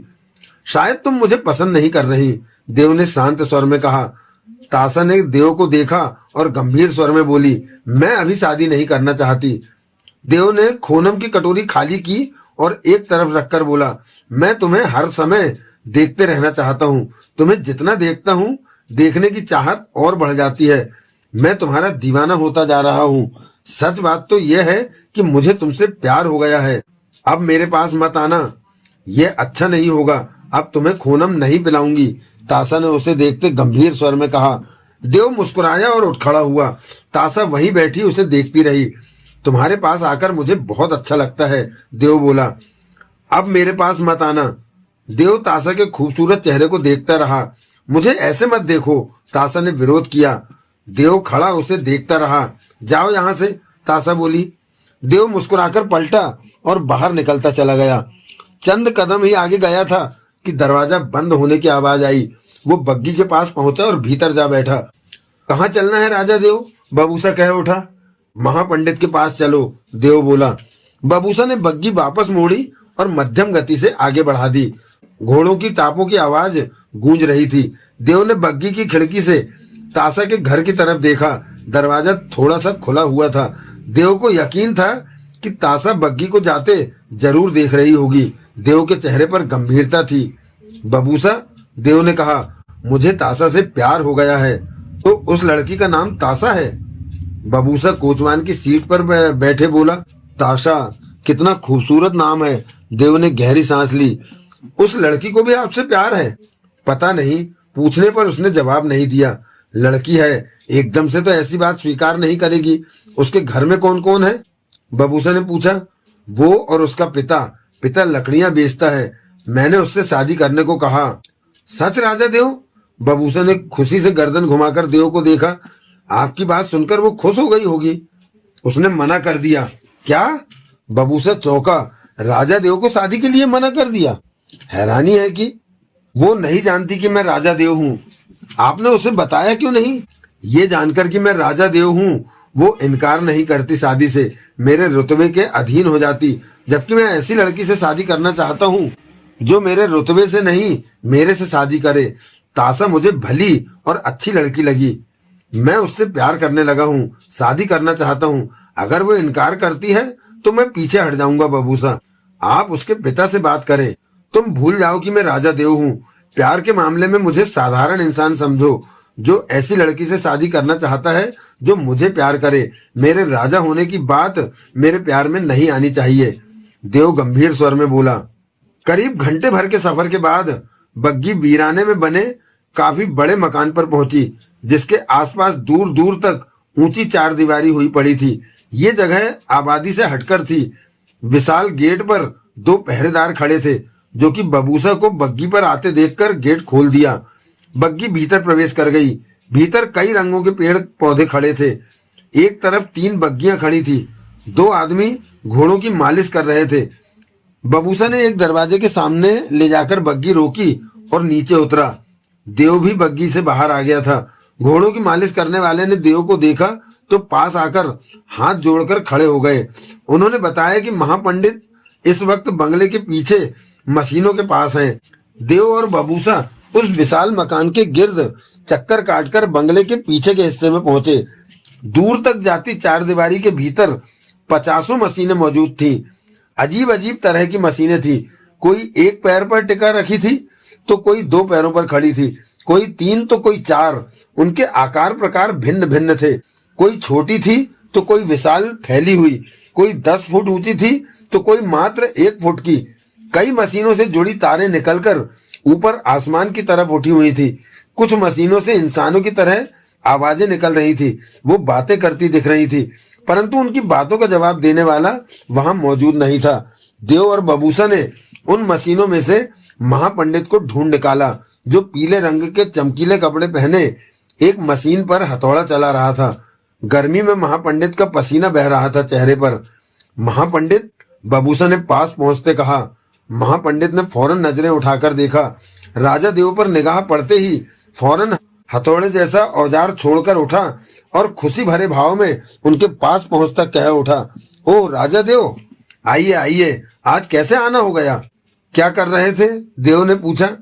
मशीन ने संकेत देने कम कर दिए थे, ढीली पड़ गई तो ठीक कर रहा था। महापंडित बोला। हुक्म दीजिए। मुझे तासा नाम की लड़की से प्यार हो गया है। देव बोला। क्या वो मुझे मिल सकेगी? मैं उससे शादी करना चाहता हूँ, परंतु वो तैयार नहीं है। वो नहीं जानती कि मैं राजा देव हूँ। मामूली सा सवाल है, इसका जवाब भीतर रखी मशीन से मिल जाएगा। भीतर चलिए राजा देव। वो तीनों मकान की तरफ बढ़ गए। मेरी बहन कैसी है बबूसा? महापंडित ने पूछा। मुझसे मत पूछो, इस सवाल का जवाब तुम्हें मशीनें बता देंगी। बबूसा ने नाराजगी से कहा। तुम क्यों नहीं बताते? तुमने ये बात कभी पसंद नहीं की कि मैं तुम्हारी बहन सोमारा से हर जन्म में शादी कर लेता हूँ। इतना है तो तुम मेरा जन्म क्यों कराते हो? जब मैं मर जाता हूँ तो मुझे दोबारा क्यों पैदा करते हो? मेरे में बीते जन्म की सोमारा की यादें क्यों ताजा रखते हो? बबूसा का स्वर गुस्से से भरा था। क्योंकि सोमारा तुम्हें पसंद करती है। तो फिर तुम क्यों नाराज होते हो हमारे शादी करने से? क्योंकि मैं तुम्हें पसंद नहीं करता। क्यों नहीं पसंद करता? तो नहीं पसंद करता। क्यों का कोई जवाब नहीं है। महापंडित ने शांत स्वर में कहा। ये कभी भी मत भूलो कि सोमारा मेरे साथ बहुत खुश रहती है, तभी तो तुम दोनों की शादी में मैं रुकावट नहीं डालता। वे तीनों मकान के भीतर पहुंचे। मकान के भीतर की हालत भी अजीब सी थी। बड़े बड़े हॉल थे और हर जगह मशीनें रखी नजर आ रही थी। वहां कोई और नहीं था। देव ने कहा, महापंडित, तुम कुछ लोगों को अपना सहायक क्यों नहीं रख लेते? अकेले सब कुछ संभालना कठिन है। ये बात आप अक्सर कहते हैं राजा देव। महापंडित आदर भाव से बोला। परंतु मेरे काम को कोई भी समझ नहीं सकता, कोई मेरी सहायता नहीं कर सकता। ये सब सिर्फ मैं ही संभाल सकता हूँ। तीनों एक मशीन के पास जा रुके। लाल रंग की वो मशीन बेहद अजीब थी। उसके 6 कोने उठे हुए थे और कई जगह से तारें निकलकर छत की तरफ उठी हुई थी। महापंडित ने मशीन के एक लीवर को खींचा तो स्त्री की मध्यम सी आवाज मशीन से उभरी। क्या है महापंडित? राजा देव कुछ पूछना चाहता है। वो पूछे या मैं ही तुमसे बात करूं? चंद पलों की खामोशी के बाद मशीन से दूसरी आवाज उभरी। राजा देव से कहो कि जो पूछना है पूछे। महापंडित ने राजा देव से मुस्कुराकर कहा, आप पूछ सकते हैं राजा देव। मुझे तासा नाम की लड़की से प्यार हो गया है। मैं उससे शादी करना चाहता हूँ। क्या वो तैयार होगी शादी के लिए? अगले ही पल मशीन के कई लीवर खुद ब खुद ही आगे पीछे होने लगे। मशीन से निकलकर छत की तरफ खड़ी तारें आपस में टकरा उठी। फिर मशीन का पहिए जैसा हिस्सा जोरों से घूमा और रुक गया। काम हो जाएगा राजा देव, मशीन से आवाज आई। देव के चेहरे पर प्रसन्नता नाच उठी। बबूसा भी मुस्कुरा पड़ा। महापंडित ने मशीन के लीवर को खींचकर वापस किया और देव से बोला, बधाई हो राजा देव, आप जिसे चाहते हैं वो आपको मिल जाएगी।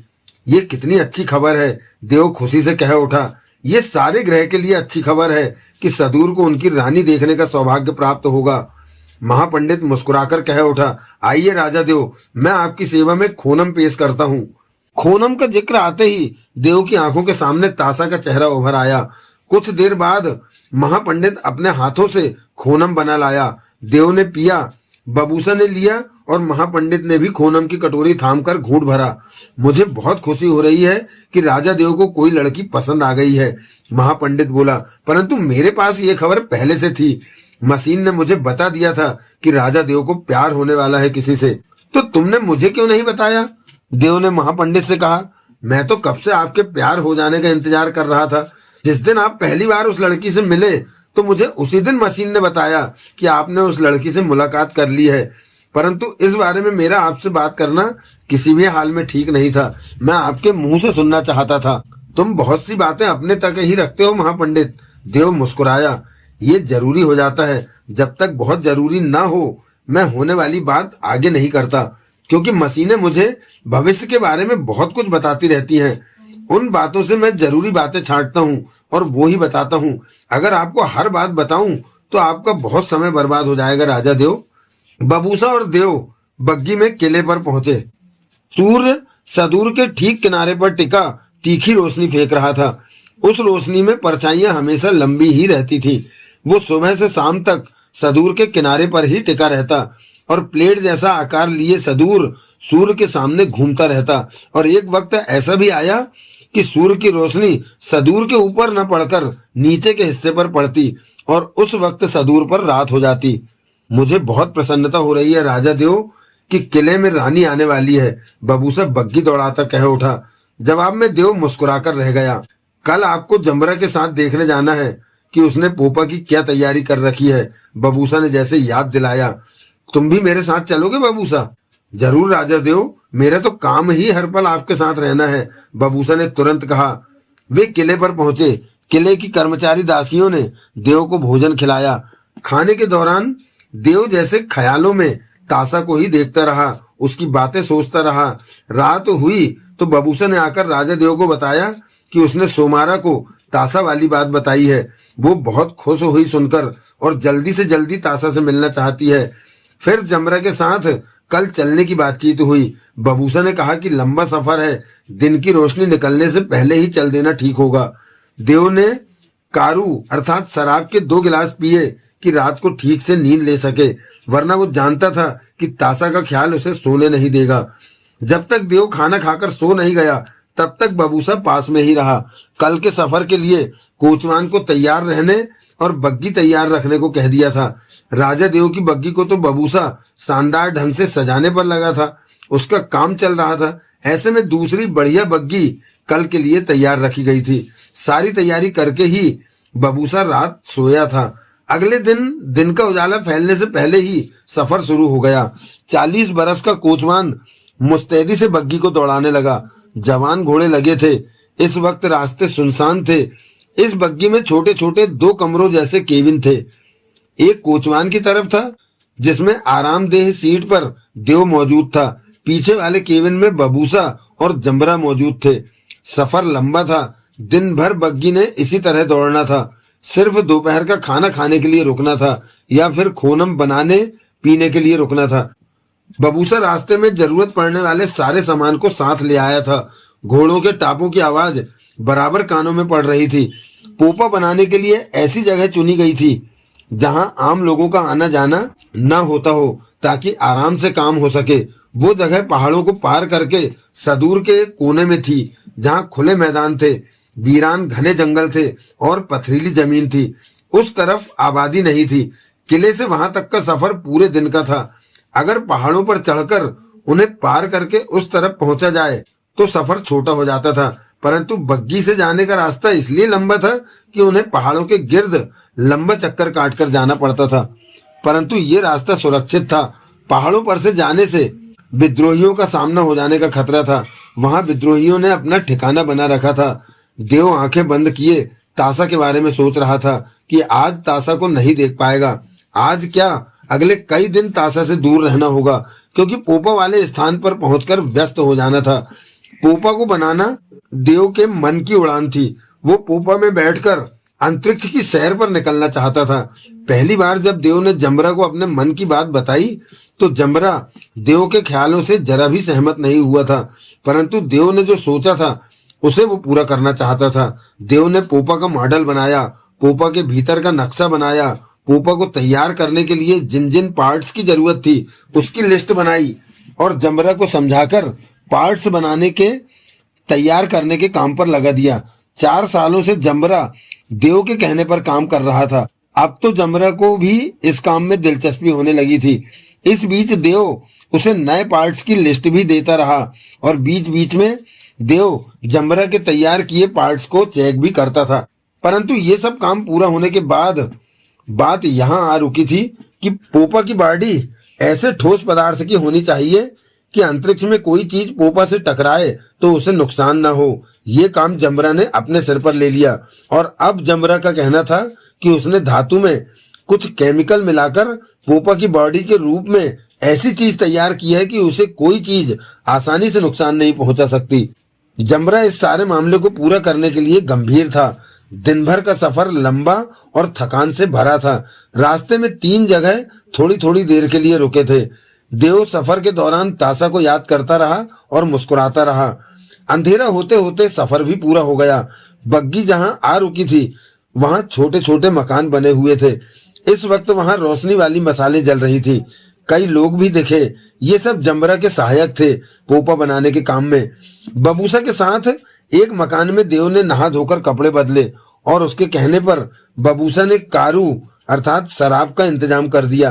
रात भर आराम करने के बाद देव सुबह पोपा के कामों को देखना चाहता था। लंबे सफर के बाद उसे आराम की जरूरत थी। तुम चाहो तो कारू ले सकते हो बबूसा, देव ने कहा। जब आप खाना खा लेंगे तो तब मैं कारू लूंगा राजा देव, बबूसा मुस्कुराकर बोला। अगले दिन देव काम पर लग गया। जमरा के तैयार किए पार्ट्स उसने एक बार फिर चेक किए। कुछ नए पार्ट्स की लिस्ट भी जमरा को दी कि उन्हें भी तैयार करना है। फिर जमरा द्वारा तैयार किए गए पोपा की बॉडी के उस टुकड़े को देखा। धातु की उस छोटी सी चादर का कई बार कई तरह से परीक्षण किया। इस काम में उसे 3 दिन लग गए, परंतु वो खुश था कि जमरा ने पोपा की बॉडी के लिए बढ़िया धातु तैयार की है। ऐसे में अंतरिक्ष में पोपा सुरक्षित सफर कर सकेगा। जमरा, देव ने मुस्कुराकर कहा, तुमने बढ़िया बॉडी बनाई है। आपके दिशा निर्देश से ही मैं सब कुछ कर पा रहा हूँ राजा देव, जमरा बोला। मैं तुम्हें पोपा की बॉडी के लिए खास साइज के धातु के बड़े बड़े टुकड़े तैयार करने को दूंगा। जाते वक्त सब समझा जाऊंगा। मेरे ख्याल में हम पोपा के निर्माण के करीब पहुंचते जा रहे हैं, देव ने जमरा से कहा। मैं सोचता हूँ कि हमें पोपा का निर्माण शुरू कर देना चाहिए। अब जैसे जैसे पार्ट्स की जरूरत पड़ती जाएगी हम तैयार करते रहेंगे, जमरा बोला। पोपा के लिए जमरा, देव ने सोच भरे स्वर में कहा, इस तरह तो पोपा तैयार करने में बहुत वक्त खर्च हो जाएगा। पोपा के निर्माण की शुरुआत तक कम से कम हमें वो पार्ट्स तो तैयार कर ही लेने चाहिए जिनकी जरूरत पड़ेगी। मैंने तुम्हें जो नए पार्ट्स की लिस्ट दी है वो पार्ट्स तैयार करो और पोपा की बॉडी के लिए धातु की सीट के बड़े बड़े टुकड़े तैयार करो। मैं चाहता हूँ कि जब पोपा का निर्माण करूँ तो एक ही बार में तैयार कर डालूं पोपा को। देव वहां 8 दिन रहा और व्यस्त रहा। एक बार भी तासा को याद नहीं किया। पोपा से वास्ता रखती बहुत चीजें देख रही थी। देव उन्हीं में उलझा रहा था। जमरा को आगे का काम देकर बबूसा के साथ वापस किले की तरफ बग्गी में रवाना हो गया। तब तासा की तरफ ध्यान गया कि इतने दिन उसे ना आया पाकर तासा क्या सोच रही होगी, या उसे भूल गई होगी, याद भी ना करती हो उसे, क्या पता। देव किले में पहुंचा। रात भर लंबे सफर की थकान उतारी। अगले दिन तासा से मिलने जाना था। तासा का चेहरा उसकी आंखों के सामने नाच उठा कि कितनी खूबसूरत है वो।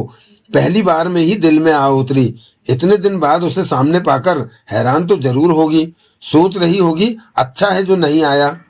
अगले दिन सुबह बबूसा ने सेनापति धूमरा के आने की खबर दी। देव धूमरा से मिला जो विद्रोहियों की खबर लाया था। उसने कहा, राजा देव, हमारे लोग विद्रोहियों को पहचानते जा रहे हैं, परंतु उनकी संख्या ज्यादा है। विद्रोहियों के नेता तोलका ने दूर पहाड़ों में अपना ठिकाना बना रखा है। वहां और भी साथी हैं उसके। मेरे ख्याल में तोलका पर हमला बोल दें तो ज्यादा ठीक रहेगा। सदूर का राजा बनने की इच्छा में वो ही भोले भाले लोगों को फुसलाता रहा है विद्रोह के लिए। अगर तोलका नहीं रहेगा तो बाकी विद्रोही खुद ही ठीक हो जाएंगे। तोलका पहाड़ों से बाहर नहीं आता, देव ने पूछा। नहीं, वो पहाड़ों पर ही छिपा रहता है। उसके साथ ढेर सारे साथी होते हैं, मोमाथ ने बताया। कितने साथी उसके पास होते हैं ये जानकारी नहीं है। जानकारी इकट्ठी करो और जिन पहाड़ों के पास तोलका रहता है वो जगह कैसी है नक्शा तैयार करो। ये काम हो जाएगा। मैंने कुछ विद्रोहियों को अपने साथ मिला लिया है, उनसे पता चल जाएगा। मोमाथ चला गया। तब बबूसा ने देव से कहा, राजा देव, सदूर के एक व्यक्ति ने आपको चुनौती दी है। वो आपको हराकर सदूर का राजा बनना चाहता है। 4 दिन पहले वो किले पर आया था और अपना नाम पता नोट करा गया है। मुकाबले के लिए उसे कौन सा दिन दें? कल का दिन दे दो, देव ने कहा। ठीक है, किले का कर्मचारी आज उस व्यक्ति के घर पर सूचना दे आएगा, बबूसा ने कहा। तासा के यहाँ जाना है बबूसा। जवाब में बबूसा के चेहरे पर मुस्कान फैल गई। मैं तो तैयार हूँ राजा देव। कौन सी बग्गी पर जाना चाहेंगे? साधारण बग्गी पर। देव बेचैन था जल्दी निकलने को। तुम बग्गी लेकर किले के दरवाजे के सामने पहुंचो, मैं आ रहा हूँ। देर मत लगाना, अभी तक खड़े हो, जल्दी जाओ।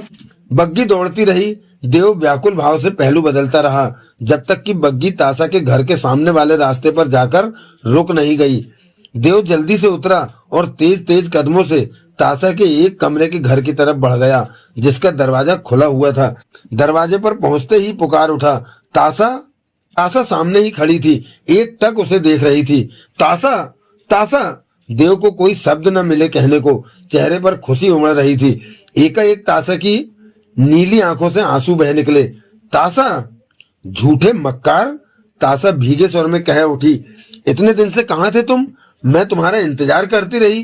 तुम तो शादी के लिए कह रहे थे और फिर आए ही नहीं। तासा के गालों पर आंसू आ लुढ़के थे। देव परेशान होकर आगे बढ़ा और तासा को आंसू पोंछते प्यार से कांपते स्वर में बोला, आंसू मत बहाओ तासा, मैं आ गया हूँ। इतने दिन क्यों नहीं आए? तासा ने आंसुओं से भरी आंखों से उसे देखा। किसी काम में व्यस्त हो गया था देव, तासा ने कहा और देव से लिपट गई। तुम आए नहीं और मुझे रोज तुम्हारे आने का इंतजार रहता। तब मैंने जाना कि प्यार क्या होता है। मुझे तुमसे प्यार हो गया है देव। मैं भी तुमसे प्यार करता हूँ तासा। देव ने बाहों का घेरा उसके गिर्द कस लिया। मुझे छोड़ के तो नहीं जाओगे? उसके सीने पर सिर रखे तासा कह उठी। नहीं, कभी नहीं तासा, मैं तो तुम्हें कब से अपना माने बैठा हूँ। देव प्यार में गुम हो गया था। मुझसे शादी करोगे देव? हाँ जरूर, हम दोनों एक साथ जीवन जिएंगे तासा, एक साथ रहेंगे। मैं तुम्हारे बिना नहीं रह सकता। जब से तुम्हें देखा है मेरा चैन छिन चुका है। हर वक्त तुम्हारे बारे में ही सोचता रहता हूँ। एकाएक तासा होले से हंसी और उससे अलग हो गई। आंखें अभी भी गीली थी। तुम दीवाने हो। सच में मैं तुम्हारा दीवाना हूँ तासा। मैं भी तुम्हारी दीवानी हो गई हूँ देव। जब तुम नहीं आए तो मैं यही सोचा करती थी कि क्या तुम अब कभी नहीं आओगे। मैं हमेशा दरवाजे पर बैठी सामने के रास्ते पर जाते लोगों को देखती रहती। कोई बग्गी नजर आती तो लगता तुम आ गए हो। जब बग्गी आगे निकल जाती तो मुझे रोना आ जाता कि तुम नहीं आए। तासा मुस्कुरा रही थी। अब मैं आ गया हूँ तासा। देव ने तड़प कर तासा का हाथ पकड़ लिया। दोनों एक दूसरे को देखते अपने ख्वाबों की दुनिया की बुनियाद रखने लगे थे। जैसे खूनम पियोगे ना? बनाती हूँ, तासा ने हाथ छुड़ाकर कहा। तुम्हारा खूनम खत्म हो जाएगा, देव ने शरारत भरे स्वर में कहा। तासा खिलखिलाकर हंस पड़ी। उसका इस तरह खिलखिलाना देव को बहुत अच्छा लगा। तासा ने दरवाजे के बाहर मौजूद चूल्हा जलाया और खूनम बनाने में लग गई। दरवाजे पर आ खड़ा देव उसे प्यार भरी निगाहों से देखने लगा। शरारती, तुम फिर मुझे देखे जा रहे हो? तासा मुस्कुराते हुए मुंह बनाकर कह उठी। तुम मेरी हो। दिल चाहता है तुम्हारे सामने बैठा तुम्हें देखता रहूं और जिंदगी बीत जाए। दीवाना। तासा हंस पड़ी, फिर बोली, ऐसा क्या काम पड़ गया था जो मेरे पास नहीं आए?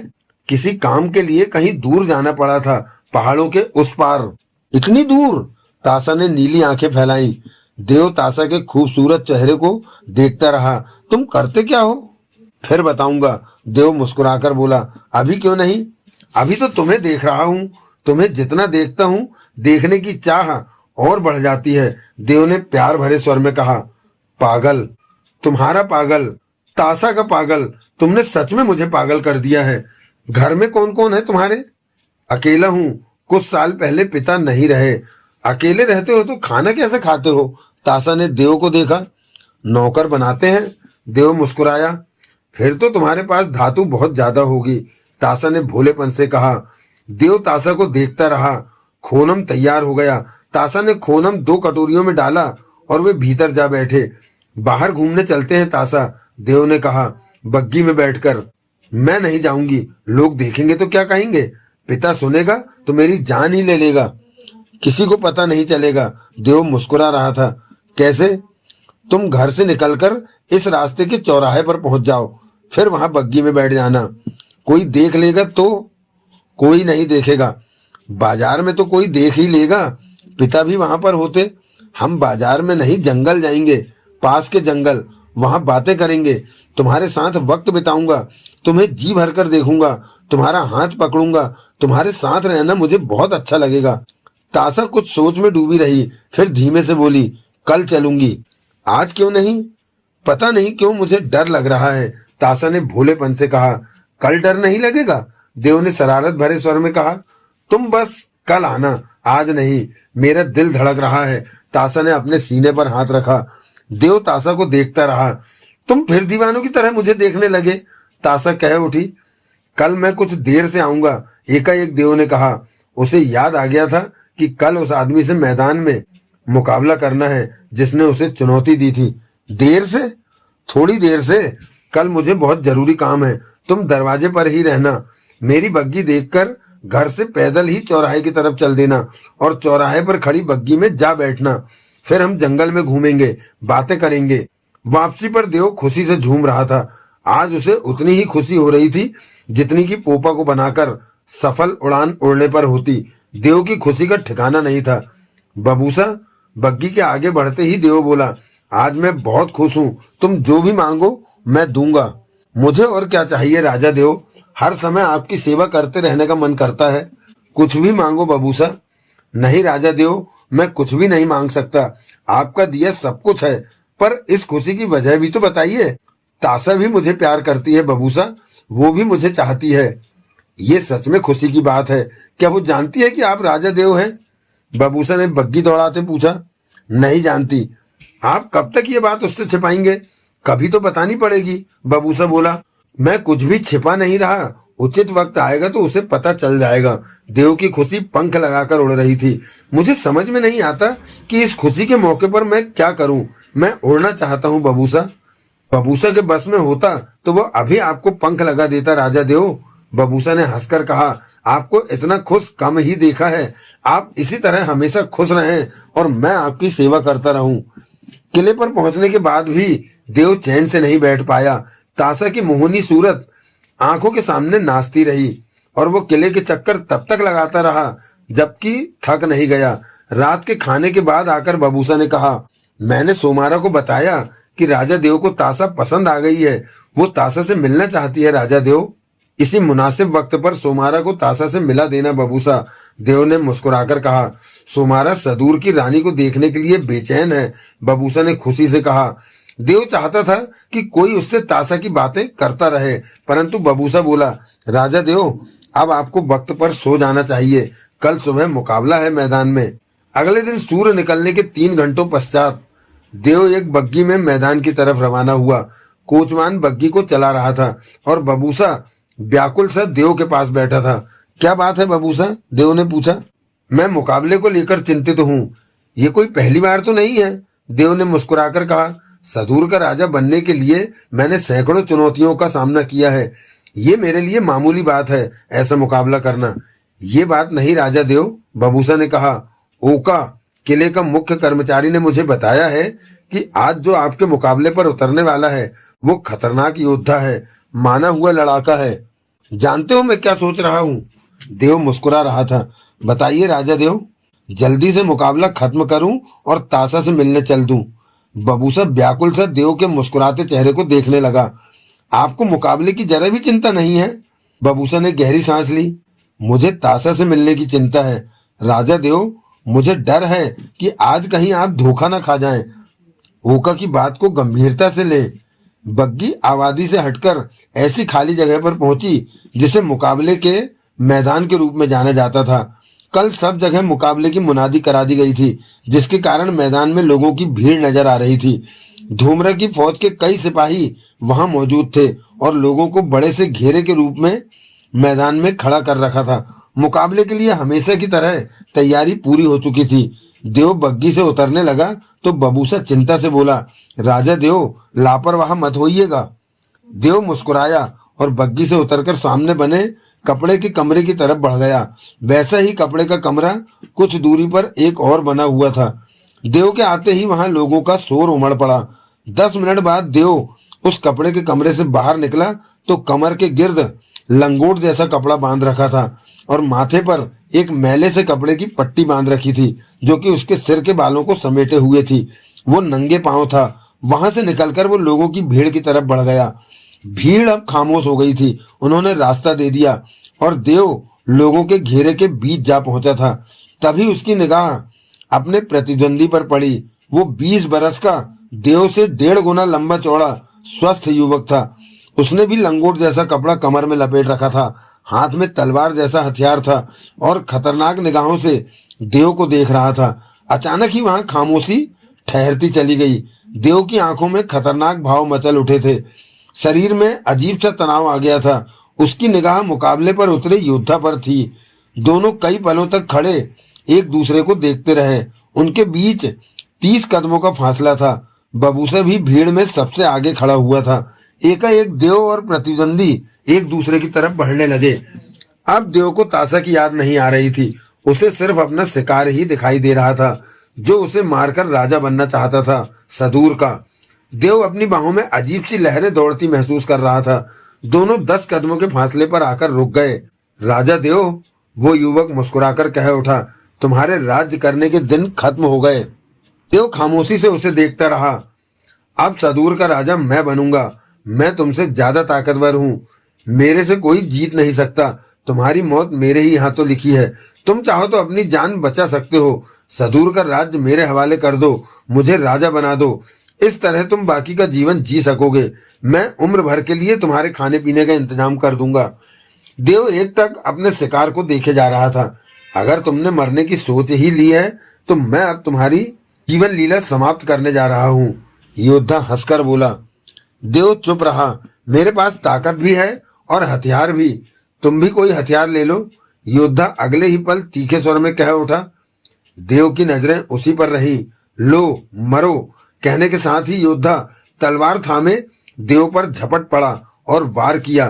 देव आसानी से खुद को बचा गया। योद्धा के होठों से गुर्राहट निकली और वो पुनः देव पर झपटा। देव ने उसके वार से फुर्ती से खुद को बचाया और कई कदम दूर जा खड़ा हुआ।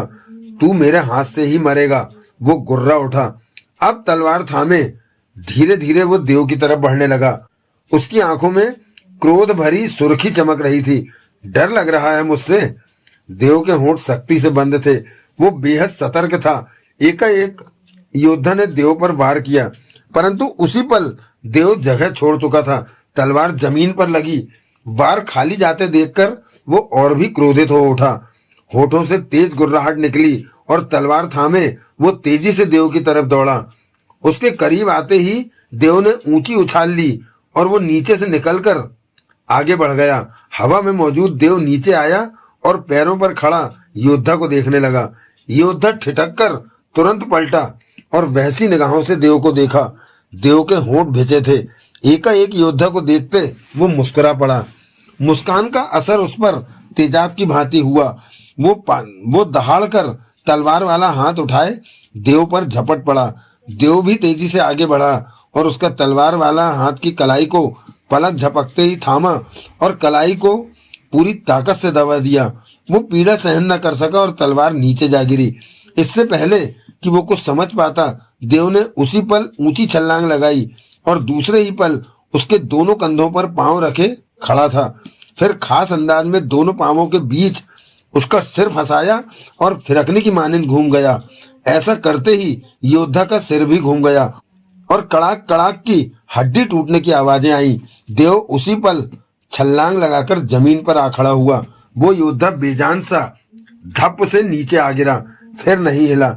सन्नाटा सा छा गया था वहां, कोई आवाज नहीं। देव ने तुरंत अपने कदम कपड़े के कमरे की तरफ बढ़ा दिए। अब तक व्याकुल सा बबूसा बरबस ही मुस्कुराकर देव को देखने लगा था। एकाएक भीड़ छटने लगी, बातों की आवाजें उभरने लगी। सब वहां से अपने अपने रास्तों की तरफ बढ़ने लगे। जान गंवा चुके योद्धा के पास पहरेदार आ पहुंचे थे उसे उठा ले जाने के लिए। बबूसा बग्गी के पास पहुंचा। कोचवान को किले पर जाने को कहकर खुद कोचवान की सीट पर बैठ गया। 5 मिनट में ही देव बग्गी में आ बैठा। राजा देव, बबूसा बग्गी आगे बढ़ाता खुशी भरे स्वर में कह उठा, आपने तो कमाल कर दिया, जैसे कि हर बार कर देते हैं। मैं तो यूं ही घबरा रहा था कि वो आप पर भारी न पड़े। मैं इस वक्त तासा के बारे में सोच रहा हूँ, देव ने मुस्कुराकर कहा। वो मेरा इंतजार कर रही होगी। आप तो योद्धा से मुकाबला करते समय भी तासा को याद कर रहे होंगे। बबूसा हंसकर बोला। तब मैं तासा को कुछ देर के लिए भूल गया था। बग्गी तेजी से दौड़ रही थी। मैं जल्दी ही आपको तासा के घर तक पहुंचा देता हूँ। पहले मैं नदी पर जाकर नहाना चाहता हूँ। अच्छी बात है राजा देव। थोड़ी देर बाद वो एक बहती नदी पर पहुंचे। देव कपड़े उतारकर नदी में कूद गया। मुकाबले का तीखापन जो शरीर में भर आया था उसे बाहर निकाला। कुछ देर नहाने के बाद बग्गी से दूसरे साधारण कपड़े निकालकर पहने। फिर बग्गी में बैठा और तासा के घर की तरफ दौड़ पड़ी। बग्गी तासा उसी प्रकार मिली जैसे कि देव ने उसे समझाया था। चौराहे पर वो बग्गी के भीतर आ बैठी। वो डरी डरी सी, सकुचाई सी लग रही थी, पर खुश भी थी। पास के जंगल की तरफ चलो बबूसा, देव ने तासा को मधुर मुस्कान से देखते हुए मुस्कुराकर कहा। बबूसा ने बग्गी दौड़ा दी। मैं पहली बार बग्गी में बैठी हूँ, तासा कह उठी। पहले कभी भी बग्गी में नहीं बैठी। देव ने तासा का हाथ अपने हाथ में ले लिया। तासा ने देव को देखा और प्यार भरे अंदाज में मुस्कुराने लगी। आज तुम्हें इस तरह अपने पास बैठे पाकर मैं बहुत खुश हूँ तासा, देव कह उठा। मैं भी बहुत खुश हूँ देव। जब तुम्हारा ख्याल आता है तो मन में कुछ कुछ होता है। तासा ने अपने दिल पर हाथ रखकर कहा। पता नहीं क्या हो गया है, रात को नींद नहीं आती और तुम्हारा ही ख्याल आता है। सच तासा, आज सुबह तो आंख ही नहीं खुली, पिता ने ही जगाया। तुमसे मिलकर मैं कैसी हो गई हूँ देव। ये प्यार है तासा। मेरा हाल तो तुमसे भी बुरा है। जब तक तुम्हें नहीं देखा था मेरी जिंदगी शांत चल रही थी, परंतु अब चैन नहीं मिलता। हर वक्त तुम्हारे बारे में ही सोचता रहता हूँ। तुम ही ख्यालों में बसी रहती हो। जिधर देखता हूँ तुम्हारे मौजूद होने का एहसास पाता हूँ, परंतु तुम कहीं भी नहीं होती। सुबह जब उठता हूँ तो लगता है जैसे रात भर तुमसे ही बातें करता रहा हूँ। कुछ शोर, कुछ बातें करने की आवाजों से देवराज चौहान के दिमाग में दौड़ती यादों की बारात थम सी गई। उसने आंखें खोली तो सामने बबूसा को टहलते पाया। दिन निकल आया था। अर्जुन भारद्वाज और नीना भी जाग गए थे। कमरे की बंद खिड़की से बाहर फैला सुबह का उजाला दिख रहा था। राजा देव उठ गए आप?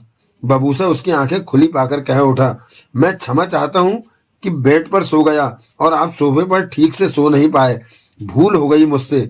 देवराज चौहान तुरंत उठ बैठा। उसकी चमकती आंखें बबूसा पर थीं। क्या हुआ राजा देव? देवराज चौहान की आंखों में बदले भाव देखकर बबूसा के होंठों से निकला। मुझे मुझे सब याद आ गया बबूसा। देवराज चौहान के स्वर में खुशी भरा कंपन था। अर्जुन भारद्वाज और नीना की नजरें मिली। बबूसा चौंका, फिर उसकी आंखें फैल गई। क्या? उसके होंठों से निकला। आपको सब याद आ गया राजा देव? देवराज चौहान उठकर आगे बढ़ा और दोनों हाथ बबूसा के कंधे पर रखे। बबूसा मेरे दोस्त। देवराज चौहान की आंखों में पानी चमक उठा। मुझे सब याद आ गया। किले में रहना, बग्गी पर हम जाते थे तासा से मिलने, जमरा के साथ पोपा बनाना, विद्रोहियों की समस्या से निपटना, सब कुछ याद आ गया। सदूर ग्रह का राजा था मैं। महापंडित भी याद आ गया। तासा के बाद तुम ही तो थे जिसे मैं सबसे ज्यादा पसंद करता था। राजा देव, बबूसा का चेहरा खुशी से भर उठा। मैं जानता था कि महापंडित गलत नहीं हो सकता है, कि रानी तासा का चेहरा देख लेने के बाद आपको सदूर का जन्म याद आना शुरू हो जाएगा। क्या क्या याद आया राजा देव? नीना ने धीमे स्वर में अर्जुन भारद्वाज से कहा। कहीं नई मुसीबत खड़ी न हो जाए। देवराज चौहान बताने लगा कि उसे सदूर ग्रह की कौन कौन सी बातें याद आई हैं। बबूसा, नीना, अर्जुन सुनते रहे। सब कुछ सुनने के बाद बबूसा गंभीर हो गया। राजा देव, बबूसा ने कहा, अभी तो बहुत कुछ याद आना बाकी है। बहुत कुछ? हाँ, बबूसा ने सिर हिलाया। जो बात मैं आपको रानी तासा के बारे में याद दिलाना चाहता हूँ, अभी वो बात याद नहीं आई है। तासा, देवराज चौहान ने गहरी सांस ली। मेरी तासा, मेरे सपनों की रानी, मेरे दिल की शहजादी। मुझे यकीन नहीं आता कि तासा मेरे लिए पृथ्वी ग्रह पर आ पहुंची है पोपा में बैठकर। आह, वो कितनी अच्छी है। उसके बिना मेरा मन ही नहीं लगता। अब मैं तासा को फिर से पा सकूंगा, उससे बातें कर पाऊंगा, उसे प्यार। आप भटक रहे हैं राजा देव, बबूसा ने गंभीर स्वर में कहा। बबूसा, रानी तासा ने आपको जबरदस्त धोखा दिया था, तभी तो आप सदूर से पृथ्वी पर आ पहुंचे थे। इंतजार कीजिए, अभी तो आपको बहुत कुछ याद आना बाकी है। अभी तो थोड़ा सा ही याद आया है आपको। बबूसा ने अपने शब्दों पर जोर देकर कहा। आपका प्यार झूठा नहीं था, परंतु रानी तासा आपके प्यार को संभाल नहीं पाई। वो चाल खेल गई आपके साथ। और कुछ मत कहो बबूसा, देवराज चौहान गंभीर स्वर में कह उठा। मैं तासा के पास जाना चाहता हूँ। यह आप क्या कह रहे हैं राजा देव? बबूसा के होठों से निकला। वो मेरा इंतजार कर रही है, मेरे बिना वो तड़प रही। राजा देव, आप तो कहते थे कि आपकी पत्नी सिर्फ नगीना है। बबूसा बोला। नगीना? हाँ, नगीना मेरी पत्नी है, परंतु वो तासा की जगह नहीं ले सकती। देवराज चौहान के चेहरे पर दृढ़ता फैलने लगी। तासा तो मेरी सब कुछ है। ओह, वो वक्त कितना अच्छा होगा जब मैं तासा से मिलूंगा। आप तासा से नहीं मिलेंगे राजा देव। बबूसा की आवाज में सख्ती आ गई। क्यों? देवराज चौहान की आंखें सिकुड़ी। क्योंकि अभी आपको सदूर का सब कुछ याद नहीं आया। जो बात मैं आपको याद दिलाना चाहता हूँ वो याद नहीं आई। अभी तो सिर्फ ऊपरी बातें ही आपके दिमाग में उतरी हैं। बहुत कुछ बाकी है अभी। मुझे तासा के पास जाना है बबूसा। देवराज चौहान के होंठ भिंचने लगे। अभी नहीं राजा देव, बबूसा ने गंभीर स्वर में कहा। बबूसा, तुम मेरा आदेश मानने से इनकार कर रहे हो? देवराज चौहान के दांत भिज गए। आपके भले के लिए राजा देव, बबूसा ने सख्त स्वर में कहा। मैंने हमेशा आपका भला ही चाहा है। मैं आपका सेवक हूँ। आप खुश तो मैं भी खुश, आप दुखी तो मैं भी दुखी। मैं ये कभी भी नहीं चाहूंगा कि कोई आपका बुरा करे या फिर आप गलती से अपना ही बुरा कर बैठे। अगर ऐसा होता है तो मैं आपको रोकूंगा जरूर। यही बात इस समय हो रही है। रानी तासा के पास आपका जाना ठीक नहीं है। वो आपको वापस ले जाने के लिए आई है और आपको अभी तक नहीं मालूम कि सदूर पर तब ऐसा क्या हुआ कि आप पृथ्वी पर आ पहुंचे। आप तो सदूर के राजा थे। मैं तासा के पास जा रहा हूं बबूसा, और तुम मुझे रोकने की कोशिश नहीं। मैं आपको नहीं जाने दूंगा राजा देव। आपको भी मेरी बात मान लेनी चाहिए। इसी वक्त के लिए तो मैं आपके साथ हूँ। आपको सदूर का याद आना शुरू हो चुका है तो बाकी बातें भी याद आ जाएंगी, जो कि जरूरी है। उसके बाद आप पूरी तरह आजाद होंगे अपनी मनचाही बात करने के लिए। बबूसा का स्वर दृढ़ता से भरा था। तब मैं भी चैन की सांस लूंगा कि आपको सब याद आ गया है। उसके बाद आपको पता ही है कि आपने क्या करना है। देवराज चौहान कठोर निगाहों से बबूसा को देखने लगा। अर्जुन भारद्वाज और नीना की निगाह दोनों पर थी। तुम मेरी आज्ञा को टाल रहे हो बबूसा? देवराज चौहान गुस्से से बोला। नहीं राजा देव, मैं चाहता हूं कि सब कुछ आपको याद आ जाए, उसके बाद आप रानी तासा से मिलें। तुम मुझे बता चुके हो कि तासा ने मुझे कैसा धोखा दिया था। बताने और जान लेने में फर्क होता है राजा देव, बबूसा ने गंभीर स्वर में कहा। जब आप खुद उस धोखे का एहसास पाएंगे तो तब आपको रानी तासा की असलियत का एहसास होगा। अगर मैं जबरदस्ती जाना चाहूं तो मैं आपको नहीं जाने दूंगा, सख्ती से रोकूंगा। पृथ्वी पर जन्म लेते रहने के कारण आपकी ताकत वो नहीं रही जो कभी सदूर पर हुआ करती थी, बल्कि महापंडित ने इस बार मेरा जन्म आपकी ताकत डालकर कराया है। बुरा न माने राजा देव, इस बार आप मेरा मुकाबला नहीं कर सकते। तब मैं सदूर पर सीधा साधा इंसान हुआ करता था, परंतु इस बार डोबू जाति का सबसे श्रेष्ठ लड़ाका माना जाता है मुझे। मैं अपनी ताकत सोमात पर इस्तेमाल करना चाहता हूँ। आप मेरी ताकत को इन छोटी छोटी बातों में खर्च न करें। रानी तासा से सामना तो होना ही है राजा देव। सोमात को मुझे ही संभालना पड़ेगा। बेहतर यह है कि तब तक आराम से रहें आप, और हो सकता है तब तक सदूर की सारी बातें आपको याद भी आ जाएं। बबूसा सही कहता है, अर्जुन भारद्वाज गंभीर स्वर में कह उठा। तुम्हें किसी तरह की जल्दबाजी नहीं करनी चाहिए। लेकिन तासा, देवराज चौहान ने झल्लाकर अर्जुन से कहा। मैं तासा से मिलना चाहता हूँ। वक्त का इंतजार करो, अर्जुन बोला। मैं तो तासा से बहुत प्यार करता हूँ, उसके बिना नहीं रह सकता। वो मेरा प्यार है। वो देवराज चौहान, अर्जुन भारद्वाज का स्वर गंभीर था।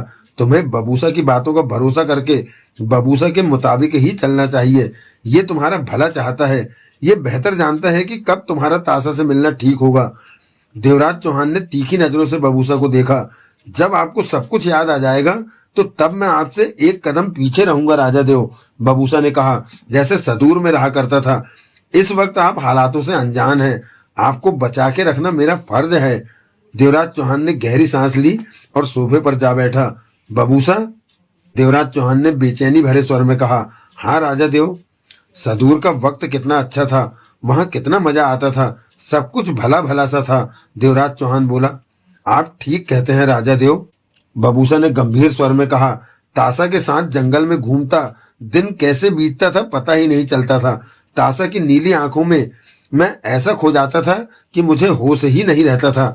उसका प्यार, खूबसूरत चेहरा, सदूर की सबसे खूबसूरत युवती थी वो। जी राजा देव, पहली बार जब उसे देखा तो तभी मैं उसका दीवाना हो गया।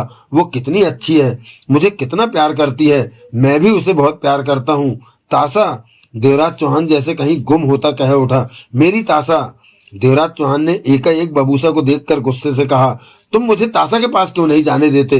तुम तो मेरी हर बात माना करते थे, तुमने कभी मुझे किसी बात से इनकार नहीं किया। अब तुम्हें क्या हो गया है? मैं राजा देव हूँ, तुम मेरे सेवक हो, तुम मुझे कैसे रोक सकते हो तासा के पास जाने से? देवराज चौहान खड़ा हो गया। बबूसा उसी पल सतर्क हो गया। मैं आपकी बेहतर सेवा करने की कोशिश कर रहा हूँ, आपको रोक रहा हूँ तो इसी में आपका भला है। सब कुछ याद आने से पहले आप रानी तासा के सामने पड़ गए तो वो आपको सदूर ग्रह पर वापस ले जाएगी।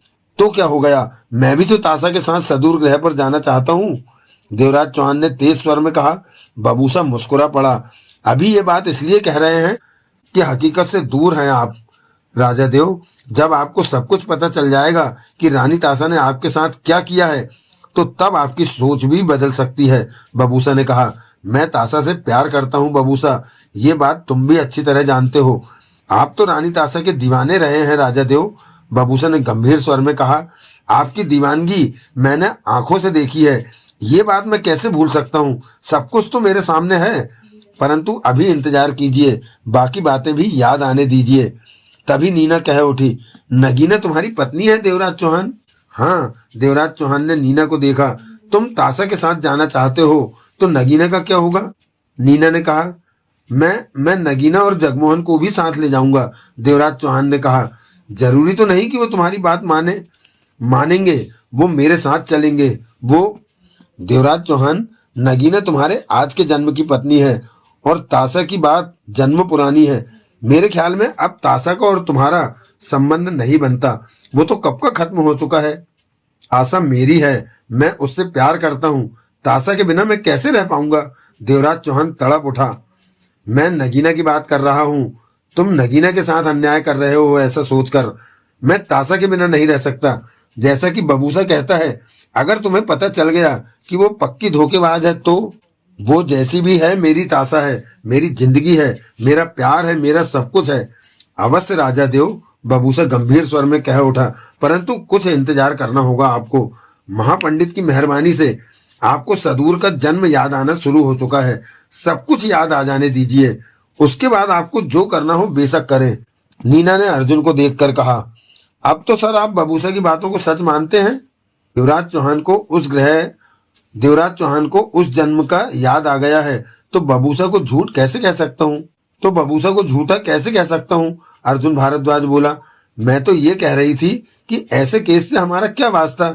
वैसे भी जब देवराज चौहान को उस जन्म की याद आने लगी है तो इस केस में हमारा काम करना बनता ही नहीं, हमारा काम खत्म हुआ सर। अर्जुन भारद्वाज के चेहरे पर सोचे नाच रही थी। इस बारे में नगीना से बात करनी पड़ेगी। अभी हमारे क्लाइंट ने काम बंद कर देने को नहीं कहा। क्लाइंट ने नहीं कहा तो हम कह देते हैं क्लाइंट को। वक्त बर्बाद करने का क्या फायदा? दिल्ली में भी हमारे काम पड़े हैं, वहां का ऑफिस आपके बिना पड़ा है, कोई नया केस भी आ सकता है। मैं देखना चाहता हूं कि इस मामले में आगे क्या होता है, अर्जुन भारद्वाज ने गंभीर स्वर में कहा। महज देखने के लिए तो हम क्लाइंट से फीस नहीं ले सकते, ये बात तो बाद में फोन करके भी पता कर सकते हैं, नीना ने कहा। अर्जुन के चेहरे पर सोचें उभरी, फिर उसने कहा, नगीना को फोन लगाओ। नीना ने नगीना का नंबर मिलाया, परंतु स्विच ऑफ का स्वर कानों में पड़ा। फोन बंद है सर, वो वहीं बंगले पर होगी। रानी तासा और सोमाथ भी वहां है, पता नहीं वहां क्या हो रहा होगा। मालूम करने के लिए वहां जाना भी खतरनाक है, सोमाथ का मुकाबला नहीं किया जा सकता। हमें यहीं रहकर नगीना से बात हो जाने का इंतजार करना होगा। मुझे विश्वास है कि जल्दी ही नगीना से बात हो जाएगी, और अगर नगीना ने कहा कि हम अभी रुके तो इस मामले में जब हमारा काम ही नहीं बचा तो रुकने का क्या मतलब? हमें दिल्ली जाकर वहां के काम देखने हैं। फीस का हिसाब भी कर लेना सर, मैं आज हिसाब लगा लूंगी कि हमारी कितनी फीस बाकी है, उस वक्त सुबह के 10 बजे थे। सब नहा धोकर नाश्ता करके हटे थे। देवराज चौहान गंभीर नजर आ रहा था और ताशा के ख्यालों में डूबा था। जब से ताशा की याद आई तब से जेहन में ताशा ही घूम रही थी। किसी और के बारे में जरा भी नहीं सोचा था या फिर सदूर दिमाग में घूम रहा था। सदूर का वक्त याद आने पर वो बेचैन हो उठा था। एक ही विचार मन में उठ रहा था कि वो ताशा के पास जल्द से जल्द पहुंच जाए। बबूसा देवराज चौहान की मन की स्थिति से अनजान नहीं था। वो सतर्क था कि राजा देव कमरे से निकलने की कोशिश न करें, परंतु देवराज चौहान ने ऐसा कुछ करने की कोशिश नहीं की थी। तभी दरवाजे पर थपथपाहट पड़ी। नीना ने यह सोचकर दरवाजा खोला कि बेटर बर्तन लेने आया होगा, परंतु सामने मोना चौधरी को खड़ा पाया। कहिए, नीना ने प्रश्न भरी निगाहों से उसे देखा। मोना चौधरी ने उसके कंधे पर हाथ रखा और नीना को पीछे धकेलती प्रवेश कराई। ये क्या कर रही हो? कौन हो तुम? नीना एकाएक तीखे स्वर में कह उठी। कमरे में प्रवेश करते ही मोना चौधरी की निगाह देवराज चौहान और बबूसा पर गई। दोनों ने भी मोना चौधरी को देखा। अर्जुन भारद्वाज की निगाह भी मोना चौधरी पर टिक चुकी थी। बाहर निकलो, वरना मैं होटल वालों को बुलाती हूँ, नीना तेज स्वर में बोली। दरवाजा बंद कर दो, मोना चौधरी ने नीना से कहा। फिर देवराज चौहान से बोली, मुझे बेला ने भेजा है, मतलब नगीना ने भेजा है। नगीना ने? देवराज चौहान के होठों से निकला। वो तो बंगले पर है, ताशा भी वहीं पर। कल रात मुझे बेला का फोन आया था, सुबह ही मुंबई पहुंची हूँ। बेला ने कहा है कि तुम्हें इस होटल से कहीं और ले जाऊं, क्योंकि सामने वाला कमरा ताशा का है। तुम्हारा यहाँ रहना ठीक नहीं है, मोना चौधरी ने कहा। अब चिंता की कोई बात नहीं है, देवराज चौहान ने कहा। मुझे उस जन्म की याद आनी शुरू हो गई है। मुझे ताशा से छिपने की जरूरत नहीं है। वो बहुत अच्छी है, हम दोनों एक दूसरे को बहुत प्यार करते हैं। मोना चौधरी की आंखें सिकुड़ी। वो देवराज चौहान को देखती रही। तुम और ताशा एक दूसरे को प्यार करते हो? मोना चौधरी ने कहा। हाँ, वो मेरी पत्नी है, देवराज चौहान मुस्कुरा पड़ा। और तुम्हें सदूर ग्रह के उस जन्म की याद आने लगी है? मोना चौधरी ने सिर हिलाया। हाँ, तुम सदूर ग्रह पर रहते थे पहले, मतलब कि सदूर ग्रह वाली बात सच है? मोना चौधरी गंभीर थी। पूरी तरह सच है, मोना चौधरी ने बबूसा से कहा। देवराज चौहान इस वक्त कैसी बातें कर रहा है? राजा देव सही कह रहे हैं, बबूसा बोला। इन्हें सदूर के जन्म की याद आनी शुरू हो गई है। याद आई कैसे? महापंडित ने कहा था कि राजा देव जब रानी ताशा का चेहरा देखेंगे तो इन्हें उस जन्म की याद आनी शुरू हो जाएगी। राजा देव ने कल रानी ताशा का चेहरा देख लिया था जब वो कमरे से निकल रही थी। तब तो राजा देव रानी ताशा को देखते ही बेहोश हो गए थे और अंधेरा हो जाने के बाद होश आया था, बबूसा ने कहा। मोना चौधरी गंभीर निगाहों से कभी देवराज चौहान को देखती तो कभी बबूसा को। तुम कौन हो? नीना ने पूछा। मोना चौधरी, नगीना की बहन। मोना चौधरी ने अर्जुन भारद्वाज पर नजर डाली। तुम प्राइवेट जासूस अर्जुन भारद्वाज हो? हाँ, अर्जुन बोला। परंतु तुम कौन सी मोना चौधरी हो? एक मोना चौधरी तो इश्तेहारी मुजरिम। वो ही हूं मैं, मोना चौधरी ने शांत स्वर में कहा और देवराज चौहान से बोली, चलो मेरे साथ। यहाँ सब ठीक है, देवराज चौहान ने कहा। मैं बेला की कही बात पूरी करने आई हूँ, उसने मुझे ऐसा करने को कहा है। तभी अर्जुन ने कहा, तुम्हें यहाँ से किसी सुरक्षित जगह चले जाना चाहिए। रात भी मैंने ये कहा था, होटल में तुम्हारा रहना ठीक नहीं। सामने ही रानी ताशा का कमरा है, वो कभी भी लौट सकती है। ताशा मुझे सामने पाकर खुश होगी। देवराज चौहान मुस्कुराया। वो नहीं राजा देव, बबूसा ने गंभीर स्वर में कहा। अभी आपका ताशा के सामने पड़ना ठीक नहीं। तब आपको सदूर का सब कुछ याद आ जाएगा, तब आप कुछ भी करने को आजाद होंगे। तुम खामखा ही मेरे पीछे पड़े हो, देवराज चौहान झल्लाकर कह उठा। बेहतर होगा कि हम यहाँ से कहीं और चले जाएं, बबूसा ने मोना चौधरी को देखा। चलो, मोना चौधरी ने बबूसा से कहा। मैं नहीं जानती कि इस वक्त क्या हो रहा है। मेरे फ्लैट पर चलकर सब बातें मुझे बताना। नगीना कहाँ है? वो बंगले पर है, नीना बोली। बंगले पर? परंतु रात तो उसने मुझसे इस तरह बात की जैसे वो मुसीबत में हो। बंगले पर रानी ताशा, सोमाथ और 3 अन्य साथी भी वहां हैं, अर्जुन भारद्वाज ने कहा। मेरा ख्याल है कि उन्होंने नगीना और जगमोहन को बंदी बना रखा है कि उसके लिए देवराज चौहान वहां आएगा। धरा भी वहां है? धरा भी वहां है, बबूसा कह उठा। मोना चौधरी के चेहरे पर सख्ती नाच उठी। यहाँ से चलो देवराज चौहान, मैं बेला का कहा पूरा कर रही हूँ, मुझे ये काम कर लेने दो। यहाँ से जाकर तुम बेहतर ही रहोगे। मेरे फ्लैट के बारे में कोई नहीं जानता, पर मैं ताशा के पास जाना चाहता। बाद में राजा देव, अभी तो यहाँ से चलिए। न चाहते हुए भी देवराज चौहान, बबूसा और मोना चौधरी के साथ वहां से चला गया। नीना गहरी सांस लेकर बोली, सर, हम कैसे खतरनाक लोगों में आप फंसे हैं। मुझे तो विश्वास नहीं होता कि ये इश्तेहारी मुजरिम मोना चौधरी थी। अर्जुन भारद्वाज मुस्कुराकर रह गया। अच्छा हुआ ये लोग चले गए, वरना कोई नई मुसीबत खड़ी हो जाती। ये केस बहुत ही हैरान कर देने वाला है, अर्जुन बोला। अब देवराज चौहान कहता है कि उसे सदूर ग्रह की बातें याद आ गई हैं। इन बातों का कोई आधार नहीं है कि हम भरोसा कर सकें।